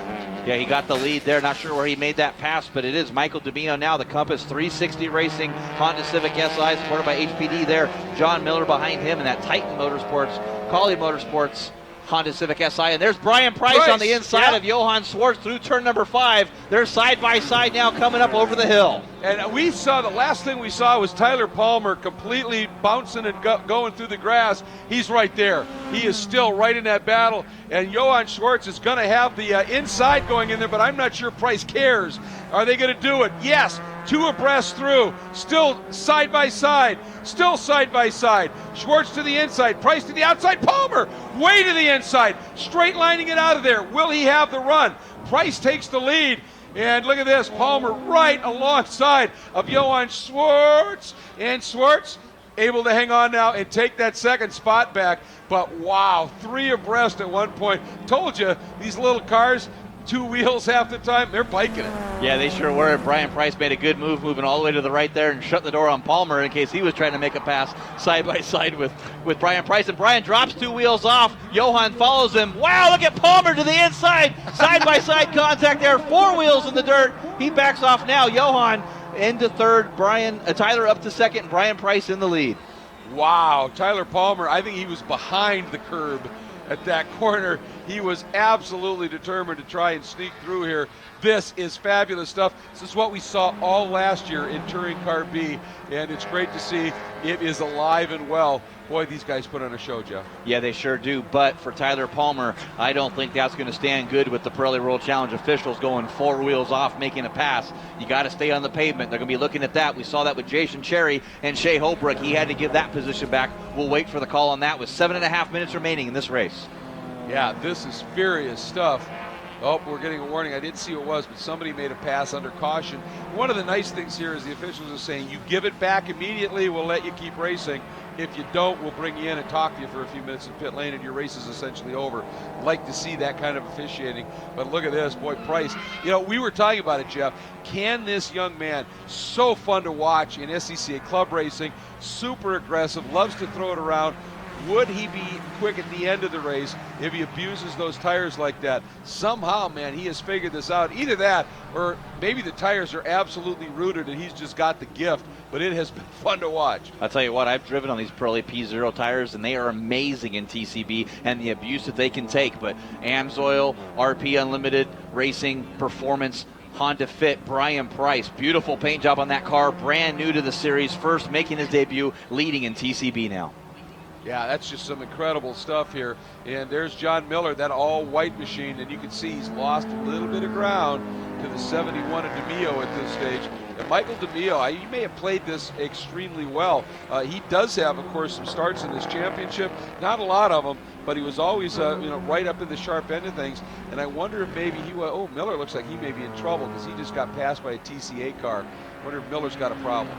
We said he went to that Pirelli Motorsports team this year. He did a lot of changes in the offseason to work on reliability of that Honda Civic Si. And if he is way off the pace now going down to turn number 5, second place in TC. Looks like John Miller is done. And that was sort of his season last year with reliability problems. He still has some problems. Yeah, he's at a crawl now coming out of 5, and I don't think he's going to make it up the hill. Hopefully he'll just make sure he gets that car. If he can't, he gets it moved over into a very safe spot at this point. Yeah, looks like he's going to try to do that. I'm not sure. Looks like he's going back and forth like it might be like a fuel pickup problem. Has a fuel cell on that car, so should have plenty of fuel in his TC car, and just trying to crest the top of the hill. I believe he'll be in a safe distance out of the way of everybody. And there's Jason Saney, moved up to second place with the John Miller's problems, but off the course. Down there in turn number 5, he's up to second place right as he gets around John Miller there. No chance at all, as now Michael DeMio is going to have about a 38-second lead in the TC class. Yeah, and by the way, in TCA, Shea Holbrook has been able to open that margin up by about 10 car lengths now down to Cherry. So that is changing as well. But this battle that we're watching on the monitors and on our global web feed remains the best of the class battles right now. And somehow Price keeping those Pirelli P0s active and in form underneath that very slideways Honda Fit. But Tyler Palmer is coming. Yeah, he sure is. He's in Robbie Davis's Mini USA Mini Cooper from last year, and Tyler Palmer down to the inside of Brian Price. Brian lit a little wide there. Can Tyler make it stick? All the way to the edge. Brian Price down to the inside here in turn 17 onto the front stretch. Boy, Palmer was not able to make that move stick. Well, Palmer had been trying that different line through that sequence, and I think he found something where he could carry a little bit more speed. But the thing was, he wasn't quite far enough along. We got a driver with the bravado of a Brian Price to say, nah, I'm gonna just ride it around the outside here and see what happens. And I think that may have surprised Tyler, because you saw him at the last moment as they came through 17 swing out trying to get that undercut move going, and Price just had too much exit speed going. And Johan Schwartz must be sitting back there going, these guys are crazy. I know, that's what I'm the guy that did a watching. 52 mile. It's the guy that did a 52-mile drift going, no. no, this is not possible. Let's see, we're about 21 laps in, and Brian Price has pretty much done a 21-lap drift around this 2.3-mile road course, and is on to Fitz. So fits right into the whole TCB category. Is still a blanket over these top 3 cars. No way, with 3.5 minutes remaining in this race, am I going to call who's going to win this TCB category. Not at all, but I'll tell you what, Cherry has been able to take away a couple 3 car lengths of that deficit that he had to Shea Holbrook, so that might not be done yet. And Jason Saney is wrong. Something's wrong because he is well off the pace, mostly coming out of corners, so I wonder if he may not have a gearbox or clutch issue. He just doesn't have the drive. Once he gets up to speed, it looks like he's okay, but he just can't maintain it. For Michael DeMille, with the problems for Saney, and of course with the retirement of Miller, things pretty much all his way right now. Well, Adam Poland is in 3rd in the TC category in that East Tex Motorsports Poland Construction Mazda MX-5. Jason Saney had a lap over him with the earlier problems that Poland have, so Poland still has to try to get around Saney one more time. Saney just needs to try to hold it together with little less than 2 minutes remaining right now in this race. Probably 1 lap to go next time by, or pretty close to it for these drivers. Can Saney hold out for 2nd place? Yeah, this is going to be fascinating to watch. Here we go, down into turn 1. And again, Schwartz just not quite able to stay with it. There is Shea Holbrook leading in TCA. And she once again has been able to open up a little bit of a gap on Cherry. But now she is going to get hung up just a little bit. And that's going to give Cherry a great run here to be able to close that margin up, maybe get a good head of steam built up. And look at that. As Shea came through, Johann Schwartz definitely lost a little bit in that exchange. Now Holbrook down to the inside. That's going to create some issues for Price. He actually almost taps the back of her trying to keep that exit momentum alive.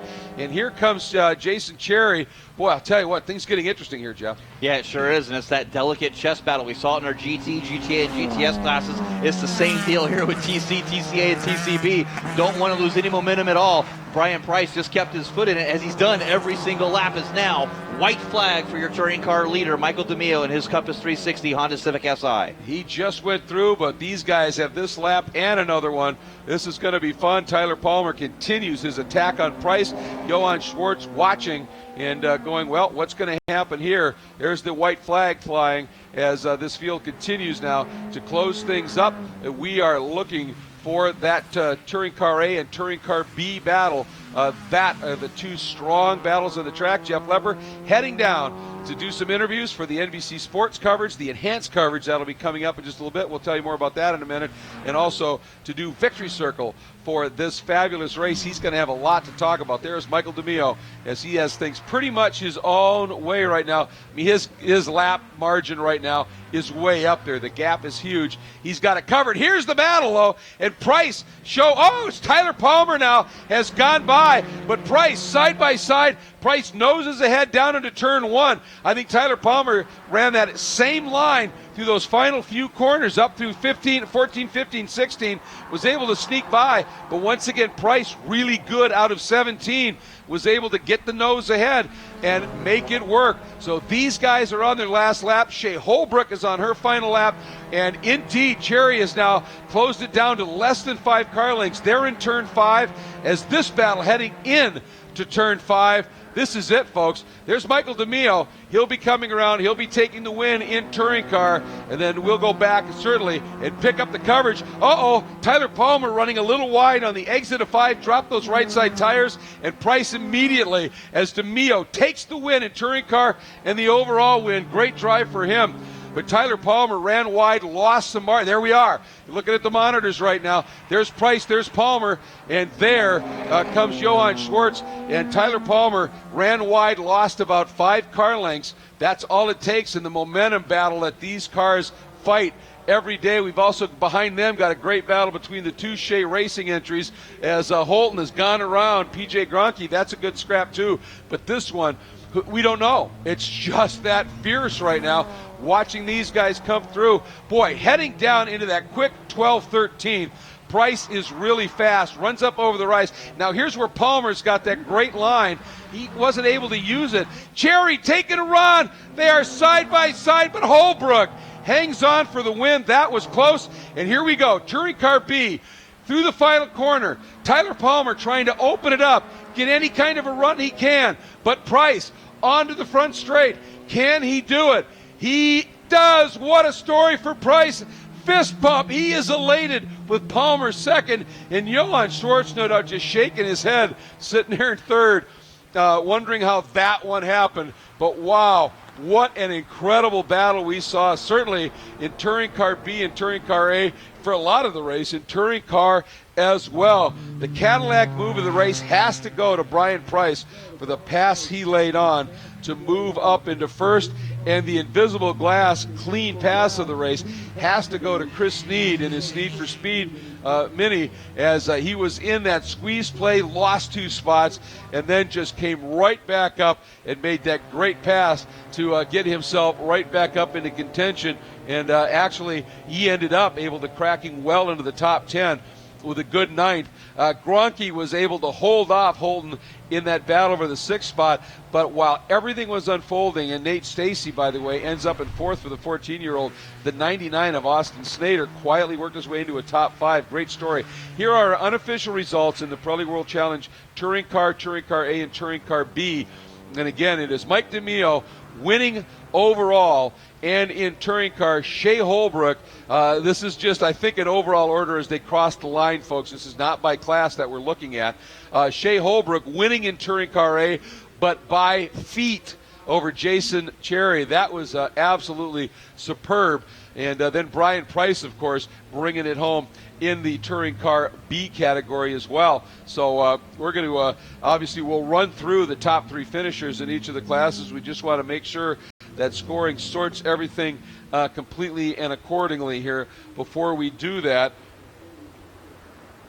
Do want to remind everybody, I said that Jeff Lepper was heading down to do the interviews for the NBC Sports enhanced coverage that we always have that will appear in just a little bit. The airtime for the show here from Barber Motorsports Park for the Pirelli World Challenge at Barber Motorsports Park presented by Recaro will be May 10th, 4 p.m. Eastern time, so 3 p.m. local, and there's a re-air. Just check your local listings for the re-air, but the first airing will be May 10th, 4 p.m., so that's the opportunity for you right there.